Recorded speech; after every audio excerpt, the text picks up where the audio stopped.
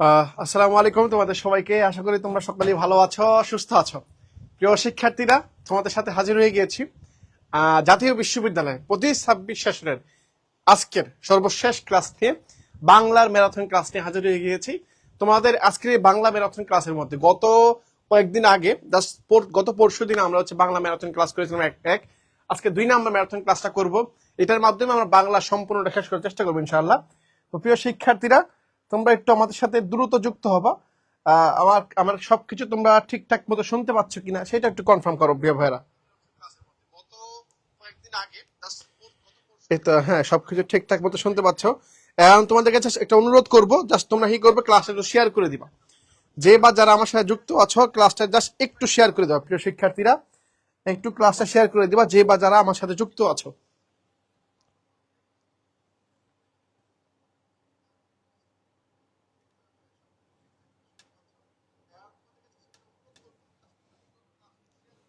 হ্যাঁ, আমার সাথে যারা যুক্ত হয়েছে ইতিমধ্যে, একটু জাস্ট একটু সবাই মিলে ক্লাসে শেয়ার করে দিবা। আমরা একটা লং টাইম একটা ক্লাস করবো, লং টাইম। ঠিক আছে, একটু লং টাইম ক্লাস করবো প্রিয় শিক্ষার্থীরা, জাস্ট একটু শেয়ার করে দিও।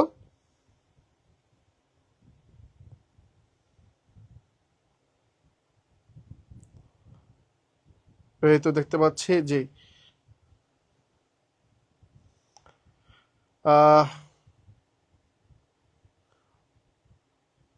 ওকে, ঠিক আছে, সবকিছু ঠিক আছে ভাইয়া।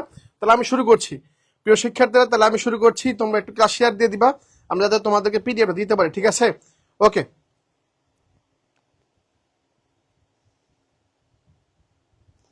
ঠিক আছে ভাইয়ারা, তাহলে আমরা শুরু করলাম। আমরা প্রথমত আসি প্রত্যেকটা বিষয় নিয়ে। আগামীকালকে আবার ইংলিশ ম্যারাথন ক্লাস হবে, তোমাদের বলে রাখলাম। আগামীকালকে তোমাদের ইংলিশ ম্যারাথন ক্লাস হবে। সেই ম্যারাথন ক্লাসে তোমরা সবাই থাকবা। ওকে, আমরা দেশের সর্বশেষ মুখস্থ পাঠ দেখবো, এবং ব্যাকরণের তোমার যে অংশগুলো খুবই গুরুত্বপূর্ণ, পাশাপাশি পদ্য যে অংশটা সেটা আমরা দেখবো। দেখি আমরা এক এক করে প্রত্যেকটা চ্যাপ্টারে প্রত্যেকটা বিষয় দেখাবো। ঠিক আছে, আমাদের আজকের প্রথম প্রশ্ন, আজকের লেকচারের একবার সর্বপ্রথম প্রশ্ন যেটা, সেটা হচ্ছে কি, পরদোষে কি বলছে ভাইয়া? পরদোষে একটু খেয়াল করো। এটা হচ্ছে বিভূতি কি, দেখি, এটা হচ্ছে কি, পরদোষে কে চাহে মজিতে। এখন আমাকে তুমি একটু তোমরাই বলবা যে এই যে লাইনটা এটা তোমাদের পাঠ্য বইয়ের কোন কবিতার মধ্যে আছে? কে কে বলতে পারবা? এটা প্রথম প্রশ্ন। এটার মধ্যে কোনো অপশন দিলাম না। অপশন তো অলরেডি এই প্রশ্ন আছে, বাট এই লাইনটা কোন কবিতা ছিল? এই লাইনটা কোন কবিতায় ছিল তোমরা একটু বলবা। তার কে লেখো জানো? তার নাম হচ্ছে মাইকেল মধুসূদন দত্ত। মাইকেল মধুসূদন দত্ত। ঠিক আছে, প্রিয় শিক্ষার্থীরা, তোমরা জাস্ট একটু দ্রুত অ্যান্সারের চেষ্টা করবা যে পরদোষে কে চাহে, কে চাহে মজিতে, হ্যাঁ, কে চাহে ব্যথিত হইতে মরতে, এরকম। তাহলে পরদোষে এটা হচ্ছে কোথাকার জানো? এটা হচ্ছে বিভীষণের প্রতি মেঘনাথ। বিভীষণের বিভীষণের প্রতি বিভীষণের প্রতি মেঘনাথ। হ্যাঁ, মেঘনাথ, এটা হচ্ছে জাস্ট মাইকেল মধুসূদনের লেখা বিভূষণের প্রতি মেঘনাথ থেকে এটা বলা হয়েছে আর কি, বুঝছো? হ্যাঁ, অনেকে উত্তর দিয়ে ফেলছো অলরেডি। তাহলে বিভূষণের প্রতি মেঘনাথ। এখন আসি পরদোষে। পরদোষে কে চাহে মজিতে, পরদোষে কে চাহে মজিতে উক্তিটি কার? উক্তিটি হচ্ছে, এখন দেখবো আমরা এই গল্পটা আসলে কাহিনীটা কি। কাহিনীটা হচ্ছে মেঘনাথ, বুঝছো? মেঘনাথ আর চাচার মধ্যে, মেঘনাথ আর তার চাচার নাম হচ্ছে বিভীষণ। চাচার নাম কি? চাচার নাম হচ্ছে বিভীষণ। এখন এটা চাচা, এটা হচ্ছে মেঘনাথ। এখন দুইজনের মধ্যে কথা বলা হইতেছে, আলোচনা হইতেছে, ডায়লগ হইতেছে। এই ডায়লগের মাঝখানে মাঝখানে বিভীষণ রাবণের পক্ষ নিয়েছে। কার পক্ষ নিয়েছে? বা রাবণদের পক্ষ নিয়েছিল। যার কারণে বলতেছে যে এটা আমার বোনের দোষ, বোনের সমস্যা। যারা ঘটনাটা জানো তারা হয়তো ভালো মতো ফিল করতে পারবা। একটা ঘটনা ঘটছিল, ঘটনাটা আমি বলতেছি না, জাস্ট ক্লাস বড় হয়ে যাবে। এই যে বিভীষণের প্রতি মেঘনাথ, ওনার হচ্ছে চাচা। হ্যাঁ, ওনার বোন কি করছে, একটা একটা মানে একটা দুর্ঘটনা ঘটাই ফেলছে। যার কারণে বলতেছে যে পরদোষে কে চায় মজিতে, মানে এই চাচা বলতেছে, মানে মেঘনাথের চাচা, অর্থাৎ এই বিভীষণ বলতেছে পরদোষে কে চায় মজিতে। এটা কার কথা? তাহলে সেটা উত্তর হচ্ছে বিভীষণ। উত্তর কে ভাই? উত্তর হচ্ছে আমার বিভীষণের প্রতি মেঘনাথ। উত্তর হচ্ছে বিভীষণের। উত্তর কে ভাই? উত্তর হচ্ছে বিভীষণ। অর্থাৎ কেন বিভীষণ? কেন বিভীষণ ভাইয়া? কারণ হচ্ছে বিভীষণ বলতেছে যে দোষ তো আমার না, কেন আমরা ব্যথিত হব, কেন এই কষ্ট করবো আমরা? সেজন্য বলতেছে পরদোষে কে চায় মজিতে, এটা হচ্ছে বিভীষণের প্রতি মেঘনাদ কবিতা থেকে নেওয়া। আর এই কথাটা বলছে কি বিভীষণ। কে বলছে ভাইয়া? বিভীষণ বলছে। ঠিক আছে, ওকে, আস্তে আস্তে সবগুলোতে আগাবো। ঠিক আছে, আমি পরবর্তী প্রশ্নে চলে আসছি ভাইয়া। এটা তোমরা পারবা, এটা প্রশ্ন আসার সম্ভাবনাও সবচেয়ে বেশি। সম্ভাবনা কি সবচেয়ে বেশি? কি বলতেছে, বাংলায় সনেটের প্রবর্তক কি? বাংলায় সনেটের প্রবর্তক কি? দেখো, এখন যদি স্পেসিফিক করে একটা একটা করে আসতে থাকি ভাইয়া, সবাই একটু যারা যারা আমার সাথে যুক্ত হচ্ছে ভাইয়া, সবাই একটু আমাদেরকে আর তোমার বন্ধুদেরকে একটু মেনশন করে দিও, বন্ধুদেরকে ক্লাস শেয়ার করে দিও। ঠিক আছে, ওকে। তাহলে বাংলায় সনেটের প্রবর্তক, সনেট মানে কি? সনেট মানে হচ্ছে চতুর্দশ পদী কবিতা, বুঝছো? চতুর্দশ পদী, চতুর্দশ পদী কি পদী কবিতা আর কি, এটা হচ্ছে সনেট কবিতা, ছবিটা। হ্যাঁ, এটা কে করছেন ভাই? প্রবর্তন করছে কে? সেটা হচ্ছে আমাদের যশোরের সন্তান, বাংলার সন্তান, তার নাম হচ্ছে এই মাইকেল মধুসূদন দত্ত। শুধু মানটা খেয়াল করবো, মধুসূদন, শুধু মানটা দীর্ঘার দ্বীপ। ঠিক আছে, তাহলে এই মাইকেল মধুসূদন দত্ত, এই মাইকেল মধুসূদন দত্ত হচ্ছে বাসা কোথায়? বাসা হচ্ছে যশোরে। কোথায় ভাইয়া? বাসা হচ্ছে যশোর। হ্যাঁ, যশোর জেলার সাগরদাড়ি গ্রামে। কোন গ্রামে? সাগরদাড়ি। হ্যাঁ, সাগরদাড়ি গ্রামে। আর ওনার একটা স্মৃতি বিজড়িত নদী আছে, নদীর নাম কি? নদীর নাম হচ্ছে কপোতাক্ষ নদ। হ্যাঁ, কপোতাক্ষ নদ। কপোতাক্ষ নদ হচ্ছে ওনার একটা স্মৃতি বিজড়িত নদী, যার হচ্ছে মাইকেল মধুসূদন দত্তের সাথে রিলেটেড, বুঝছো? রিলেটেড। ওকে, তাহলে সঠিক উত্তর হচ্ছে ডি নাম্বারটা। হ্যাঁ, সনেটের প্রবর্তক কে? সনেটের প্রবর্তক হচ্ছে Michael Madhusudan Dutta. Clear? Michael Madhusudan Dutta. হ্যাঁ, মাইকেল মধুসূদন দত্ত। ওকে, পরবর্তী আসি ভাইয়া। পরবর্তী প্রশ্ন দেখি, 3 নম্বর কোশ্চেন চলে আসি। প্রিয় শিক্ষার্থীরা, আমরা 3 নম্বর কোশ্চেনে চলে আসি। 3 নম্বর কোশ্চেনে কি বলা হয়েছে? যে অগ্নি শব্দের সমার্থক শব্দ নয় কোনটা? খেয়াল করো, দেখবা বিগত বছর প্রশ্ন যেগুলো আসছে, এই প্রশ্নগুলো আসার মধ্যে সমার্থক শব্দ থেকে পরীক্ষার প্রশ্ন আসছে, বুঝছো? এই সমার্থক শব্দ থেকে পরীক্ষার প্রশ্ন আসছে। এখন হ্যাঁ, কপোতাক্ষ নদ, ঠিক আছে, কপোতাক্ষ নদ। এখন আসি, এই সমার্থক শব্দ থেকে পরীক্ষা যদি প্রশ্ন আসছে, এখানে বলছে কি অগ্নি মানে কি আগে বুঝি। অগ্নি মানে হচ্ছে ভাই আগুন। অগ্নি মানে কি? অগ্নি মানে হচ্ছে আমার আগুন। হ্যাঁ, আগুন। এখন দেখি আগুন অর্থ নয় কোনটা, সেটা উত্তর।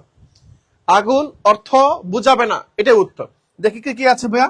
একটা হচ্ছে কৃষাণু, বায়ু সখা, হ্যাঁ, হুতাশন বা হুতাশুন। দেখো, হুতাশুন শব্দের অর্থ আগুন। কৃষাণু, নু আগুন, ন আছে। বায়ু সখা, এটাও আগুন বুঝায়, হ্যাঁ, আগুন বয়ে বেড়ায়, যেটা বায়ু সখা। আর এই যে ধুতি মানে কি জানো? ধুতি, এই ধুতি মানে হচ্ছে আলো বা জ্যোতি। হ্যাঁ, আলো। ধুতি মানে কি? আলো। তাহলে দেখো, অগ্নি আর আলো কি সেম জিনিস না? তাহলে এইটা যেহেতু মিলতেছে না, উপরে তিনটার অর্থ হচ্ছে আগুন, এই তিনটার অর্থ কি? তিনটার অর্থ হচ্ছে আগুন, আগুন। কিন্তু ধুতি শব্দের অর্থ হচ্ছে আলো। কি ভাইয়া? ধুতি শব্দের অর্থ হচ্ছে আলো, যার কারণে এটা হচ্ছে উত্তর। দেখো না কি, এটা হচ্ছে আমার উত্তর।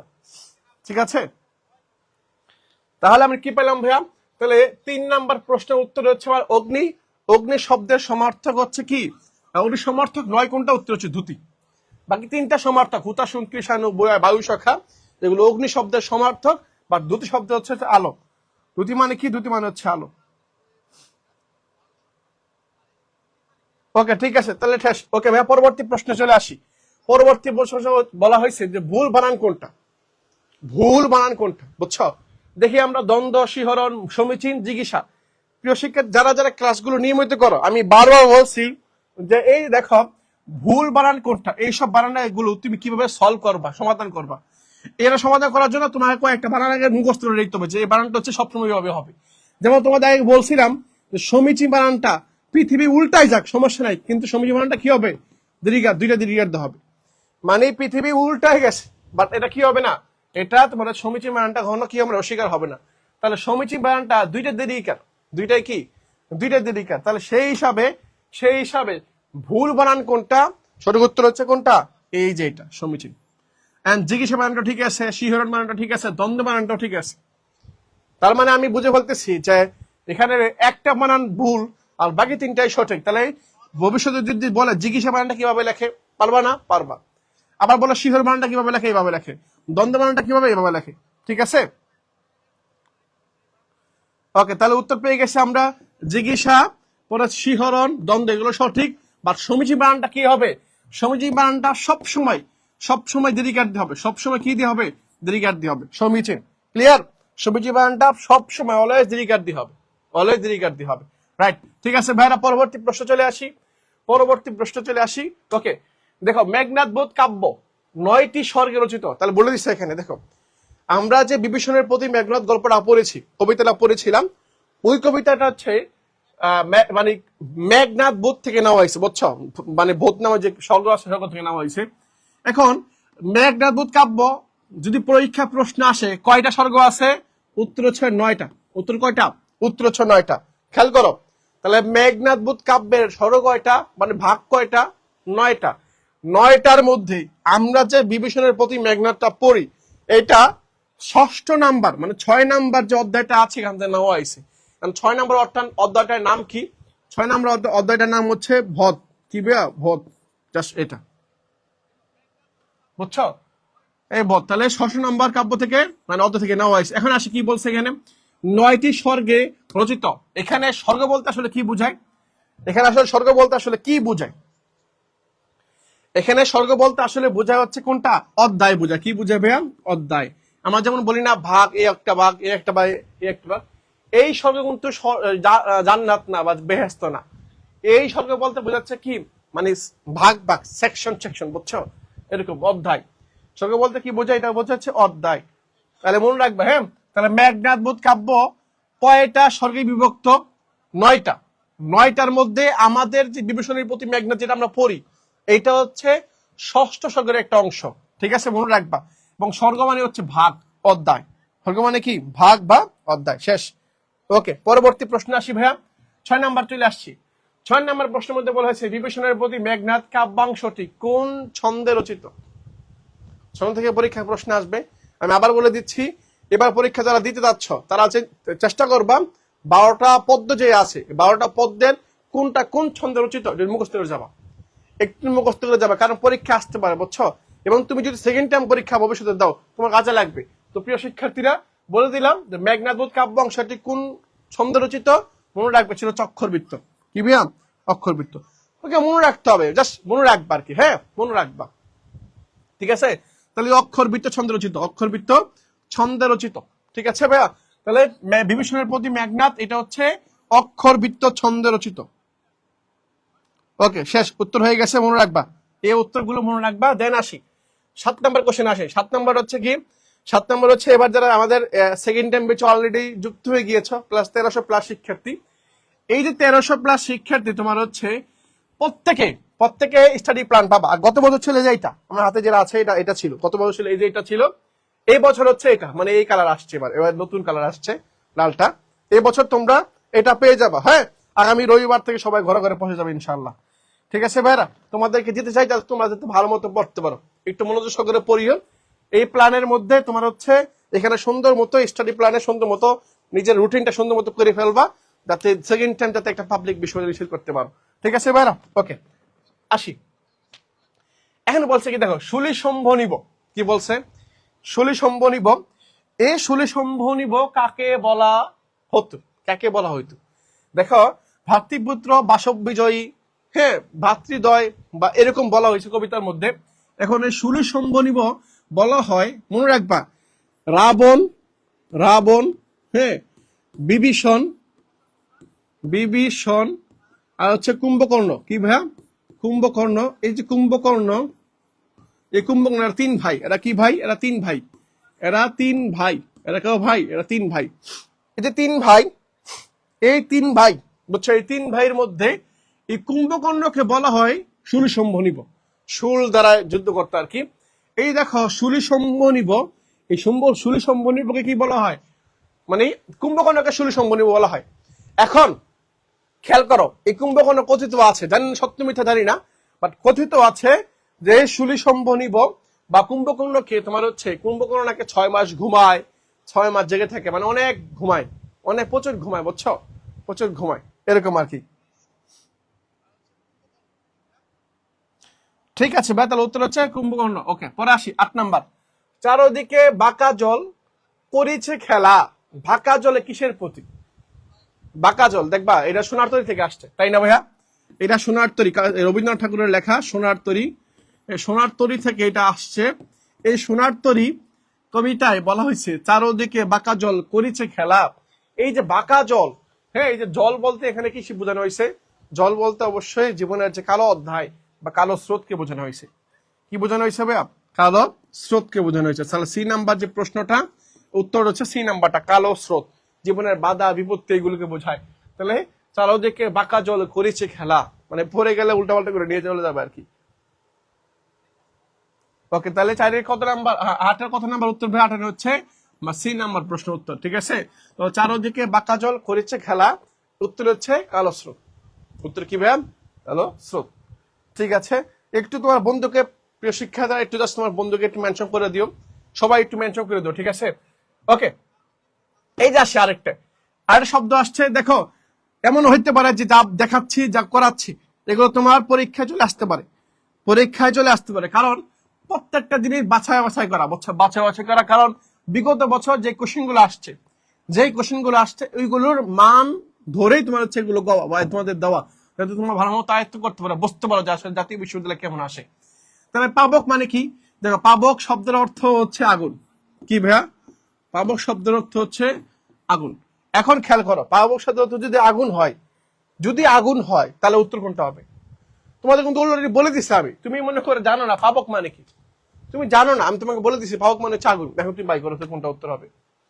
তুমি নিজে বাই করো, তুমি নিজে বাই করতে পারবা যে আসলে এটা উত্তরটা কি হবে। এটার উত্তর কি হবে? অগ্নি হবে, নয়ন হবে, পুত্র হবে, নাকি অধিপতি হবে? হ্যাঁ, এই তো বলে বলছো, এখন এখন পারবা, বুঝছো? তাহলে কি, পাবক শব্দের অর্থ হচ্ছে আমার অগ্নি, অগ্নি অথবা হুতাশুন, হ্যাঁ হুতাশন বলা হয়, ঠিক আছে? ওকে, তাহলে উত্তর হচ্ছে সেই হিসাবে পাবক মানে, তাহলে পাবক শব্দ সমার্থক হচ্ছে আমার অগ্নি, পাবক শব্দের সমার্থক হচ্ছে আমার অগ্নি, ঠিক আছে? ওকে, হয়ে গেছে এটা। ওকে, তাহলে অগ্নি বলে ফেলছো। তাহলে সোনার তরী কবিতায় কোন ঋতুর কথা উল্লেখ আছে? হ্যাঁ, এটা হচ্ছে কি ঋতু? এটা হচ্ছে, যেহেতু একটা পানির মতো খেলা, আর পানির কাজটা হচ্ছে কোন কালের মধ্যে হয়? বর্ষাকালের মধ্যে হয়। কোন কালে হয়? বর্ষাকালে হয়। গ্রীষ্মকাল কেন বলো? তাহলে সোনার তরী কবিতায় কোন ঋতুর কথা উল্লেখ আছে? বর্ষা। হ্যাঁ, ঘন বর্ষা, এই যে গগন গরজে মেঘ, ঘন বর্ষা, এই যে দেখছো বর্ষা, এই যে বর্ষা, সে হচ্ছে ঋতু, এই যে বর্ষা, বর্ষা নামটা উল্লেখ করা হয়েছিল। তাহলে উত্তর হচ্ছে কি? উত্তর হচ্ছে আমার বি নাম্বারটা। উত্তর কি ভাইয়া? উত্তর হচ্ছে বি নাম্বারটা, ঘন বর্ষা, ঠিক আছে? বর্ষা। তাহলে উত্তর পেয়ে গেলাম। সোনার তরী কবিতায় একেবারে শুরুর দিকে বলা হয়েছে, একেবারে শুরুর দিকে। যারা পড়ো না তারা পারবা না, তারা জাতীয় বিশ্ববিদ্যালয়ে পারবা না, ধরা খাবা। আর যারা পড়েছ তারা পেরে যাবা, তারা পার পেয়ে যাবা, ভালো পজিশন অর্জন করতে পারবা, ভালো পজিশন নিতে পারবা। তাহলে কি ভাই? তাহলে উত্তর হচ্ছে বর্ষা। কি ভাই? উত্তর হচ্ছে বর্ষা, ঠিক আছে? পরে আসি, সোনার তরী কবিতায় উল্লেখিত সময়, একটা সময় উল্লেখ করা হয়েছে, একটা সময় উল্লেখ করা হয়েছিল। ওই সময়টা আসলে কত? ওই সময়টা আসলে কত, বা কোন সময়টা? তুমি দেখবা হয়তো স্পেসিফিক ভাবে সকাল বলা হয় নাই, দুপুর বেলা হয় নাই, বিকালে বলা হয় না, রাত্রি বলা হয় না, বাট একটা শব্দ যেটা সিনোনিম উল্লেখ করা হয়েছিল, বুঝছো? এখানে আমার একটা অ্যান্সার হবে, যে অ্যান্সারটা সিনোনিমটা তোমার কবিতার মধ্যে ব্যবহার করা হয়েছে, সিনোনিমটা ব্যবহার করা হয়েছে। এখন তোমাদের বললাম, তোমরা এখন বলো উত্তর কোনটা হবে। তাহলে সোনার তরী কবিতায় উল্লেখিত সময় হচ্ছে ওই যে প্রভাত। কি ভাইয়া? এই প্রভাত। কি ভাইয়া? এই প্রভাতের নাম কথা বলা হয়েছে। প্রভাত মানে কি? প্রভাত শব্দের অর্থ হচ্ছে সকাল। কি ভাইয়া? প্রভাত শব্দের অর্থ হচ্ছে সকাল বেলা। কি বেলা? সকাল বেলা। তাহলে মনে রাখতে পারবা না ভাইয়া? হ্যাঁ, মনে রাখতে পারবা। তাহলে প্রভাত শব্দের অর্থ হচ্ছে আমার সকাল, হ্যাঁ সকাল। তাহলে সোনার তরী কবিতায় উল্লেখিত সময় হচ্ছে আমার সকাল বেলা, এই সকাল প্রভাত, এই তো পেরে ফেলছ। তাহলে সকাল বা প্রভাত, সকাল বা প্রভাত, শেষ। পরে আসি, পরে হচ্ছে এটা কি? এটা হচ্ছে আমাদের সাধারণ লেকচার শিট। সাধারণ এবার যে আগে আগে আমরা পিডিএফ দিতাম, বুঝছো? আগে পিডিএফ দিতাম, এবার দিব আমরা লেকচার শিট গুলো দিব। যে সাধারণ জ্ঞানের লেকচার শিট, ইংলিশের লেকচার শিট, তারপর হচ্ছে বাংলা লেকচার শিট গুলো সন্ধ্যার মধ্যে তোমাদের এগুলো বাসায় পাঠিয়ে দিবে। এবং সবচেয়ে সুন্দর বিষয় হচ্ছে প্রত্যেকটা শিক্ষার্থী তাদের নাম লিখতে পারবে, নাম, স্টুডেন্ট নেম, বেচ নেম আর এই নাম্বার, এগুলো লিখতে পারবে। এখানে লিখে সন্ধ্যার মধ্যে দিতে পারবে আর কি। এগুলো দেখাচ্ছে তোমাদেরকে, এগুলো যারা সেকেন্ড টাইম বেঁচে ভর্তি হয়েছে, অলরেডি ভর্তি হয়ে গেছো, তাদেরকে পাবা ইনশাল্লাহ, ঠিক আছে ভাইয়া? পরে আসি, কত বছর বয়সে রবীন্দ্রনাথ ঠাকুরের প্রথম কাব্য বনফুল প্রকাশিত হয়? আমার যারা প্রথম ক্লাস করেছিলাম, যারা প্রথম ক্লাস করছো, বুঝছো, যারা প্রথম ক্লাস করছো তারা পারবে এটা, তারা পারার কথা। কারণ আমি বলছিলাম যে রবীন্দ্রনাথ ঠাকুর তোমার হচ্ছে ওনার ওনার দুইটা জিনিস আছে। একটা হচ্ছে ওনার প্রথম কাব্যগ্রন্থ পরীক্ষা প্রশ্ন আসে, কাব্যগ্রন্থের মধ্যে ভেজাল আছে একটা, বুঝছো, ভেজাল আছে। ভেজালটা কি? ওনার প্রথম কাব্যগ্রন্থ যদি বলা হয় তাহলে উত্তর হচ্ছে বনফুল। উত্তর কি? উত্তর হচ্ছে বনফুল। আর যদি বলা হয় প্রথম প্রকাশিত কাব্যগ্রন্থ কোনটা, তাহলে উত্তর হবে কবি কাহিনী। কবি কবি কাহিনী, বুঝছো। এখন যারা ফার্স্ট ক্লাস করছিলাম, বাংলা ম্যারাথন ক্লাস 1টা করছিলাম, তারা হয়তো ভালো পারবা। বনফুলটা সে রচনা করেছিলেন, লিখেছিলেন মাত্র তার বয়স যখন 16 বছর বয়স। কত বছর? যখন তার বয়স 16 বছর, তখন তিনি একটা কবিতার বই লিখছেন। ওই কবিতার মধ্যে অনেকগুলো, মানে ওই বইয়ের মধ্যে অনেকগুলো কবিতা ছিল। ওরকম একটা বই লিখছেন কত বছর বয়সে? 16 বছর বয়সে। আর আজকাল পোলাপান 16 বছর বয়সে স্কুলে যায়, ব্যাগ বড় বড় ব্যাগ কান্দে তুলে স্কুলে যায়, বুঝছো, 16 বছর বয়সে। অর্থাৎ তৎকালীন সময় 16 বছর বয়সে কি করতেন? কবিতা লিখতেন। শুধু কবিতা না, কবিতার বই লিখতেন, মানে কাব্যগ্রন্থ লিখতেন। চিন্তা করে এখন। ওকে, ঠিক আছে। তাহলে উত্তর হচ্ছে কত বছর বয়সে রবীন্দ্রনাথ ঠাকুরের প্রথম কাব্যগ্রন্থ বনফুল প্রকাশিত? সেটা হচ্ছে 16 বছর বয়সে। কত? এটা সবাই পারো, এটা আমরা সবাই পারি। 16 বছর বয়সে কি করা হয়? প্রথম কাব্য বনফুলটা প্রকাশিত হয়, শেষ। এবং প্রথম প্রকাশিত 16 বছর বয়সে সে লেখলেও এটা প্রকাশ হয় না, এটা প্রকাশিত হয় না। কিন্তু প্রথম প্রকাশিত হচ্ছে তার একটা কাব্যগ্রন্থ, তার নাম হচ্ছে কবি কাহিনী। তার নাম কি? তার নাম হচ্ছে কবি কাহিনী, শেষ। পরে ভাই আসি, দেখেন কাটিং শব্দের অর্থ কি? কাটিং শব্দের অর্থ কি? আপনার কাছে মনে হইতে পারে কাটিং শব্দের অর্থ চিন্নায়ন, মালবাজি, অনেক কিছু হইতে পারে। কাটিং শব্দের অর্থ কি?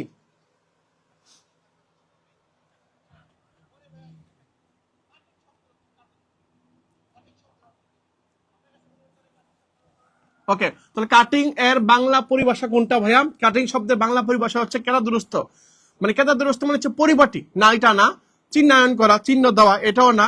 কাটিং শব্দের অর্থ হচ্ছে কি করা? আবরণ। এটা একটা পরিভাষা, এই পরিভাষা থেকে পরীক্ষায় প্রশ্ন আসবে। প্রিয় ভাইরা, আমরা অলরেডি তোমাদেরকে পরিভাষার একটা ক্লাস দিয়েছিলাম, বলেছিলাম যে ভালো মতো পড়ো, এগুলো পড়বা।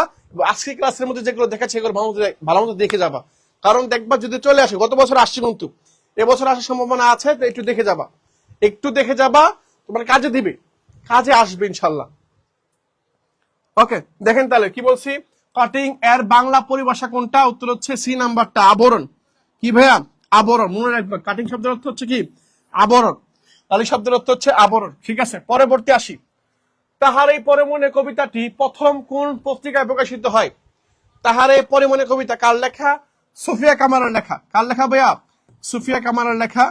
এই সুফিয়া কামাল, মনে রাখবে, সুফিয়া কামালের প্রথম স্বামীর নাম হচ্ছে সৈয়দ নেহাল হোসেন। কি নাম ভাইয়া? ওনার প্রথম স্বামীর নাম হচ্ছে সৈয়দ নেহাল হোসেন। ওনার প্রথম স্বামীর নাম। আর দ্বিতীয় স্বামীর নাম হচ্ছে সৈয়দ কামাল হোসেন। কি নাম? দ্বিতীয় স্বামীর নাম হচ্ছে কামাল। হ্যাঁ, কামাল। তাহলে দেখেন সুফিয়া কামাল ওনার প্রথম স্বামীর নামের সাথে নাম লাগায় নাই, বা দ্বিতীয় স্বামীর সাথে কি লাগাইছে? কামাল লাগাই দিছে, মানে কামাল লাগাইছে ওনার নামের সাথে, বুঝছো, এরকম আর কি। তাহলে এই সুফিয়া কামাল প্রথম স্বামী যে মারা গেছে, ওই প্রথম স্বামীর জাস্ট বিয়োগ, এটাকে তাকে কষ্ট দিয়েছে, শোক দিয়েছে। এই যে তাহারই পরে মনে, এই কবিতাটা প্রকাশিত হয়েছে মাসিক মোহাম্মদী পত্রিকায়। মাসিক মোহাম্মদী তোমার হচ্ছে পত্রিকায় প্রকাশিত হয়। মাসিক মোহাম্মদী, মনে রাখবে এটা, মাসিক মোহাম্মদী। তাহলে উত্তর হচ্ছে আমার কি? উত্তর হচ্ছে বি নাম্বারটা, মাসিক মোহাম্মদী, ঠিক আছে, মাসিক মোহাম্মদী। প্রিয় ভাইরা, পরে আসি মাসিক মোহাম্মদী। এই যে মাসিক মোহাম্মদী এই পত্রিকায় প্রকাশিত হয়, পরে আসি কোনটি বেগম সুফিয়া কামালের গ্রন্থ নয়? লাস্ট ইয়ারে যারা এনইউতে পরীক্ষা দিচ্ছ, তুমি দেখবা বলা হয়েছে কোনটা তোমার হচ্ছে সুকান্ত ভট্টাচার্যের কাব্যগ্রন্থ নয়, এরকম প্রশ্ন আসছে। এবার যে সুকান্ত থেকে আসবে এরকম না, এবার হয়তো সুফিয়া কামাল থেকে আসতে পারে, রবীন্দ্রনাথ থেকে আসতে পারে, কাজী নজরুল থেকে আসতে পারে, মধুসূদন দত্ত থেকে আসতে পারে, জসীমুদ্দিন থেকে আসতে পারে, পারে না? আসতে পারে কিন্তু। এখন যেহেতু আসতে পারে, সেজন্য দেখো সুফিয়া কামালের কাব্যগ্রন্থ নয় কোনটা তুমি কিভাবে পারবা? তোমাকে শিখাই দিচ্ছি, দেখো মনে রাখবা। এখানে অবশ্যই তার 3টা কাব্যগ্রন্থ হবে, একটা অন্য মানুষের হবে বা অন্য জনের হবে। এই 3টা কার? তুমি জানো মায়া কাজল, সাজের মায়া আর কেয়ার কাটা, এই যে এই তিনটা হচ্ছে সুফিয়া কামালের। এই 3টা কি? কাটা কাটা, বুঝছো? সব কাটা, কাজল, মায়া, এই কাটা মায়া, বুঝছো? কাটা মায়া শব্দ থাকলে এটা কার? এটা সুফিয়া কামাল। কারণ ওই যে মায়া, স্বামী মারা গিয়েছে, ওই যে কষ্ট, মায়া, হ্যাঁ, কাটা চলে গিয়েছে, এই যে মায়াটা, এই মায়া থেকেই কাটা আর হচ্ছে কি কাজল, কাটা আর হচ্ছে মায়া, এই শব্দ যদি থাকে তাহলে ভাববে এটা কার লেখা? সুফিয়া কামালের লেখা। এগুলো কার লেখা? সুফিয়া কামালের লেখা। হ্যাঁ, তাহলে বাকিটা কার? এটা হচ্ছে ছায়া হরিণ। এই ছায়া হরিণ হচ্ছে আহসান হাবিব, বুঝছো? ছায়া হরিণ কার? আহসান হাবিব, ওনার লেখা, ওনার একটা কাব্যগ্রন্থের নাম হচ্ছে ছায়া হরিণ। তাহলে তাহলে আমি পাইলাম কোনটি কোনটি বেগম রোকেয়ার, বেগম সুফিয়ার কাব্যগ্রন্থ, এই তিনটা কাব্যগ্রন্থ, বাট এটা নয়, ছায়া হরিণটা তার কাব্যগ্রন্থ মধ্যে নয়। তাহলে উত্তর হচ্ছে 15। 15 উত্তর হচ্ছে আমার কয় নাম্বার, মানে এ নাম্বারটা।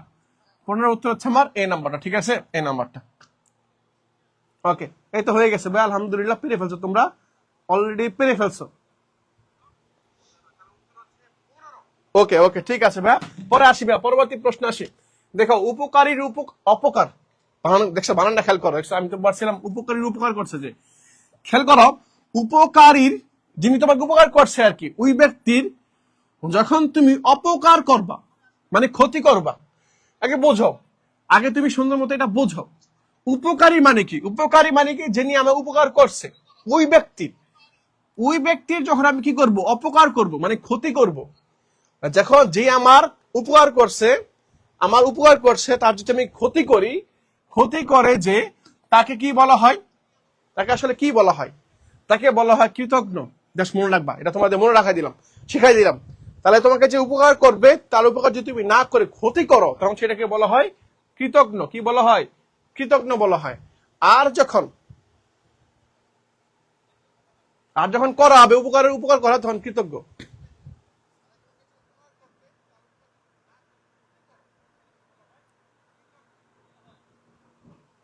ওকে, তাহলে উত্তর হচ্ছে কি ভাই? উত্তর হচ্ছে আমার কৃতজ্ঞ। হ্যাঁ, কৃতজ্ঞ, মনে রাখবা।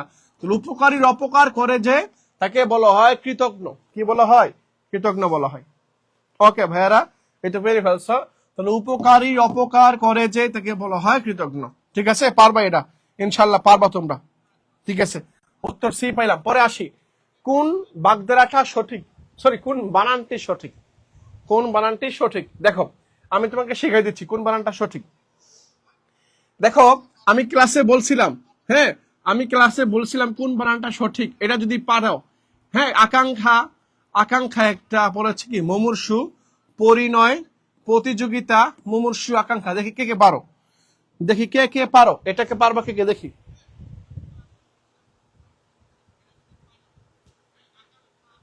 ওকে, বলো প্রিয় শিক্ষার্থীরা, বলো, বলে ফেলো যে এটার উত্তরটা আসলে কি হবে। একজন বলছে ভাই এ নাম্বার সঠিক, একজন বলছে ডি নাম্বার সঠিক, দেখি বলো। হ্যাঁ, আকাঙ্ক্ষা বানানটা ভুল। আকাঙ্ক্ষা বানানটা কেন ভুল? আকাঙ্ক্ষা বানানটা হচ্ছে উ প্লাস খিও হবে, খিও হওয়ার কথা ছিল আকাঙ্ক্ষা বানানটা, বুঝছো? আকাঙ্ক্ষা বানানটা খিও খিও হওয়ার কথা ছিল। মুমূর্ষু বানানটা, মুমূর্ষু বানানটা হচ্ছে এভাবে, ময় রসুকার মু, ময় দীর্ঘকার, শয় রসুকারী ভাই মুমূর্ষু, বুঝছো? দীর্ঘকার হবে, তাহলে ময় সাথে কি হওয়ার কথা ছিল? দীর্ঘকার হওয়ার কথা ছিল, বাট হয় নাই, মানে এটাও ভুল, এটাও ভুল। প্রতিযোগী বানানটা কেন ভুল? সরি, প্রতিযোগিতা কেন ভুল? প্রতিযোগী বানানটা সবসময়, যোগী বানানটা সবসময় দীর্ঘিকার দিয়ে, কি দিয়ে? দীর্ঘিকার দিয়ে। কিন্তু কিন্তু যদি এর সাথে তয়াকার তা যুক্ত হয়ে যায়, তখন দীর্ঘিকারটা রসিকার হয়ে যায়, তখন কি রসিকার হয়ে যায়, মানে এখানে হয় নাই, তার মানে এটাও ভুল, এটাও ভুল, এটাও ভুল।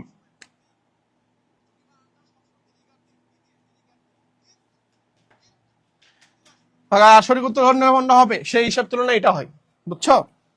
এটা হয়। আবার কোনো কোনো বইতে আবার এটাও ভুল দেওয়া আছে, বুঝছো? এটাও ভুল দেওয়া আছে।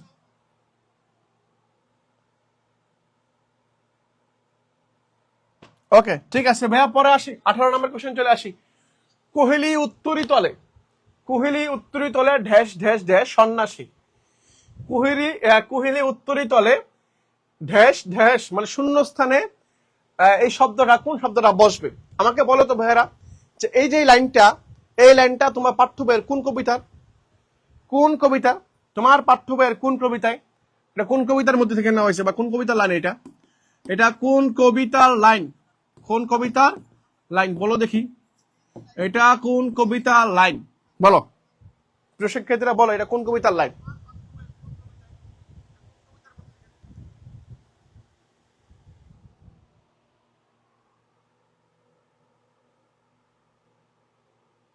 বলো প্রিয় শিক্ষার্থী, এটা বলো, এটা বলে ফেলো।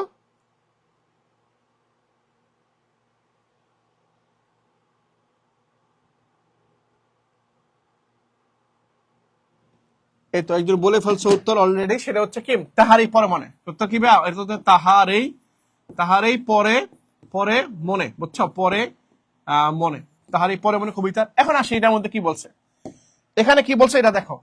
কুহেলি উত্তরি তলে ড্যাশ ড্যাশ ড্যাশ, এখানে কি হবে উত্তর? সন্ন্যাসী, শূন্যস্থানে কোন শব্দটি বসবে? উত্তর হচ্ছে মাঘের সন্ন্যাসী, নট মেঘের, মাঘের সন্ন্যাসী, বুঝছো? মাঘের সন্ন্যাসী। তাহলে কুহেলি উত্তরি তলে ড্যাশ ড্যাশ ড্যাশ সন্ন্যাসী, শূন্যস্থানে কোন শব্দটা বসবে? উত্তর হচ্ছে মাঘের সন্ন্যাসী, মাঘের সন্ন্যাসী। ওকে, এই তো উত্তর অনেকে বলে ফেলছে মাঘের সন্ন্যাসী, মাঘে। হ্যাঁ, ওকে ওকে, ঠিক আছে ভাইয়ারা, পরবর্তী আসি বা পরে দেখি, দেখো পরে আসি। পরে কি বলতেছে? পরে বলতেছে তাহারই পরে মনে কবিতায় কোন ঋতুর আগমনের কথা বলা হয়েছে? হ্যাঁ হ্যাঁ, কোন ঋতুর আগমনের কথা বলা হয়েছে ভাইয়া?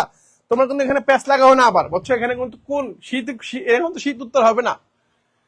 তার এই পরে মনে কবিতায় কোন ঋতুর আগমনের কথা, মানে আসবে, আসার জন্য অপেক্ষা করতেছে, কবি ওয়েট করতেছে বা চলে আসছে। কোন রোগে, কোন কোন মানে ঋতুর আগমনের কথা বলা হয়েছে? দেখো তো, উনি বলতেছেন এসেছে কি ফাগুন, ফাগুন ছোঁয়ায়, মানে ফাগুনের কথা। ফাগুন মানে কি? ফাগুন মানে হচ্ছে গ্রীষ্ম, এই কাল, বসন্তকাল। কি কাল ভাইয়া? বসন্তকাল। তার বসন্ত ঋতুর আগমনের কথা কি বলা হয়েছে? মানে বলা হয়েছে আর কি। তাহলে উত্তর হচ্ছে বসন্ত। উত্তর কি? উত্তর হচ্ছে বসন্ত।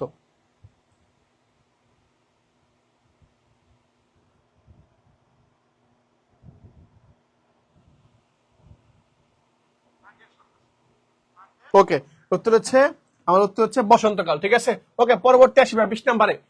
হ্যাঁ, এটা বললাম কুহেলির উত্তরি তলে মাঘের সন্ন্যাসী, এই চরণটা কোন জায়গা থেকে আসছে ভাইয়া?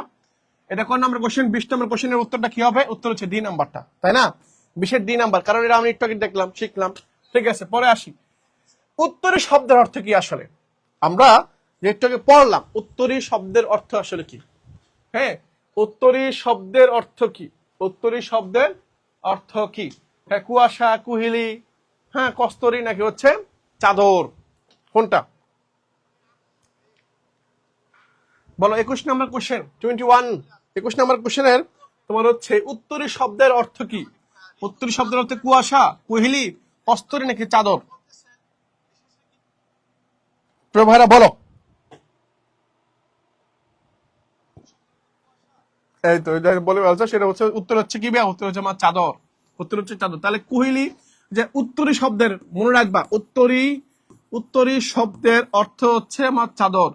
কি ভাইয়া? উত্তর হচ্ছে চাদর, ঠিক আছে। ওকে, পরবর্তী আসি। আবার ফুটেছে দেখো কৃষ্ণচূড়া, থরে থরে শহরের পথে ঢেস ঢেস ঢেস ঢেস, শূন্যস্থানে কোনটা হবে? আবার ফুটেছে দেখো কৃষ্ণচূড়া, থরে থরে শহরের পথে কেমন ঢেস ঢেস ঢেস বলছে। শূন্যস্থান দেওয়া আছে, বুঝছো? এখন এটা তো জানি, এটা হচ্ছে ফেব্রুয়ারি 1969 কবিতা থেকে লেখা হয়েছে। হ্যাঁ, ফেব্রুয়ারি 1969, 1969 কবিতার শামসুর রহমানের। কার লেখা ভাইয়া? শামসুর রহমানের লেখা। শামসুর রহমানের লেখা। এই শামসুর রহমানের, যিনি বলছেন যে আবার ফুটেছে দেখো কৃষ্ণচূড়া, থরে থরে শহরের পথে কেমন ঠেস, কেমন কি হয়ে? কেমন হচ্ছে নিবিড় হয়ে। এই যে দেখছো, লাইন যখন পড়ো, তখন চলে আসি কিন্তু। আবার ফুটেছে দেখো কৃষ্ণচূড়া শহরের পথে থরে থরে কেমন নিবিড় হয়ে। এই যে কেমন নিবিড় হয়ে,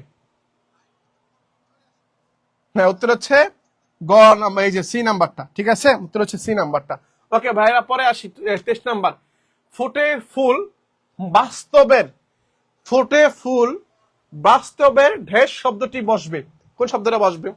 তার মানে এগুলো আসলে বই পড়ে তুমি এই করা যাবে না, গাইড পড়লে হবে না, এগুলো টেক্সট বই পড়তে হবে এবং কবিতা পড়লে তুমি অ্যান্সারগুলো দিতে পারবা। কবিতা যারা ভালো মতো পড়েছ, ভালো মতো আয়ত্ত করতে পারছো তাদের জন্য এগুলো সহজ। হ্যাঁ, ফুটে ফুল বাস্তবে ঢেস কি?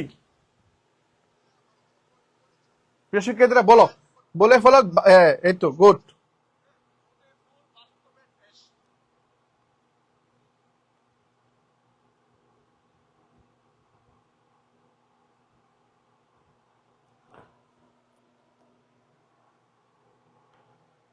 ওকে, এই তো বলে ফেলছো। হ্যাঁ, তাহলে উত্তর হচ্ছে কি? উত্তর হচ্ছে আমার এই যে বাস্তবের বিশাল। তাহলে ফোটে ফুল বাস্তবের ঢেস ঢেস, সেটা হচ্ছে বাস্তবের বিশাল চত্বরে, তাই না ভাইয়া? তোমার যে কবিতা বলেছো না যে ফোটে ফুল বাস্তবের বিশাল চত্বরে, তাহলে বিশাল, এই যে উত্তর হচ্ছে কি? উত্তর হচ্ছে বিশাল। উত্তর কি? উত্তর হচ্ছে বিশাল। ঠিক আছে, উত্তর হচ্ছে বিশাল। ওকে, বিশাল চত্বরে। মাশাআল্লাহ, তোমরা পেরেছো, তোমরা পেরেছো। ঠিক আছে ভাই, পরবর্তী আসি। 21-এর কৃষ্ণচূড়া আমাদের কিসের রং? আমাদের কিসের রং? 21-এর কৃষ্ণচূড়া আমাদের ঢেস ঢেস কিসের রং ভাইয়া? হ্যাঁ, মনে রাখবা, 21-এর কৃষ্ণচূড়া আমাদের এই কি চেতনার, না চেতনারই, নাকি হচ্ছে ন্যায়ের, নাকি মানুষ সত্যের? কোনটা? 21-এর কৃষ্ণচূড়া আমাদের এই চেতনার নাকি চেতনারই? কোনটা? দেখি এখানে একটু উত্তর দেওয়ার চেষ্টা করো, দেখি কে কে পারো। এখানে একটু প্যাচ লাগাই ফেলবা তোমরা, অনেকে দ্বিধাদ্বন্দ্ব পড়ে যাবা, চেতনার নাকি চেতনারই।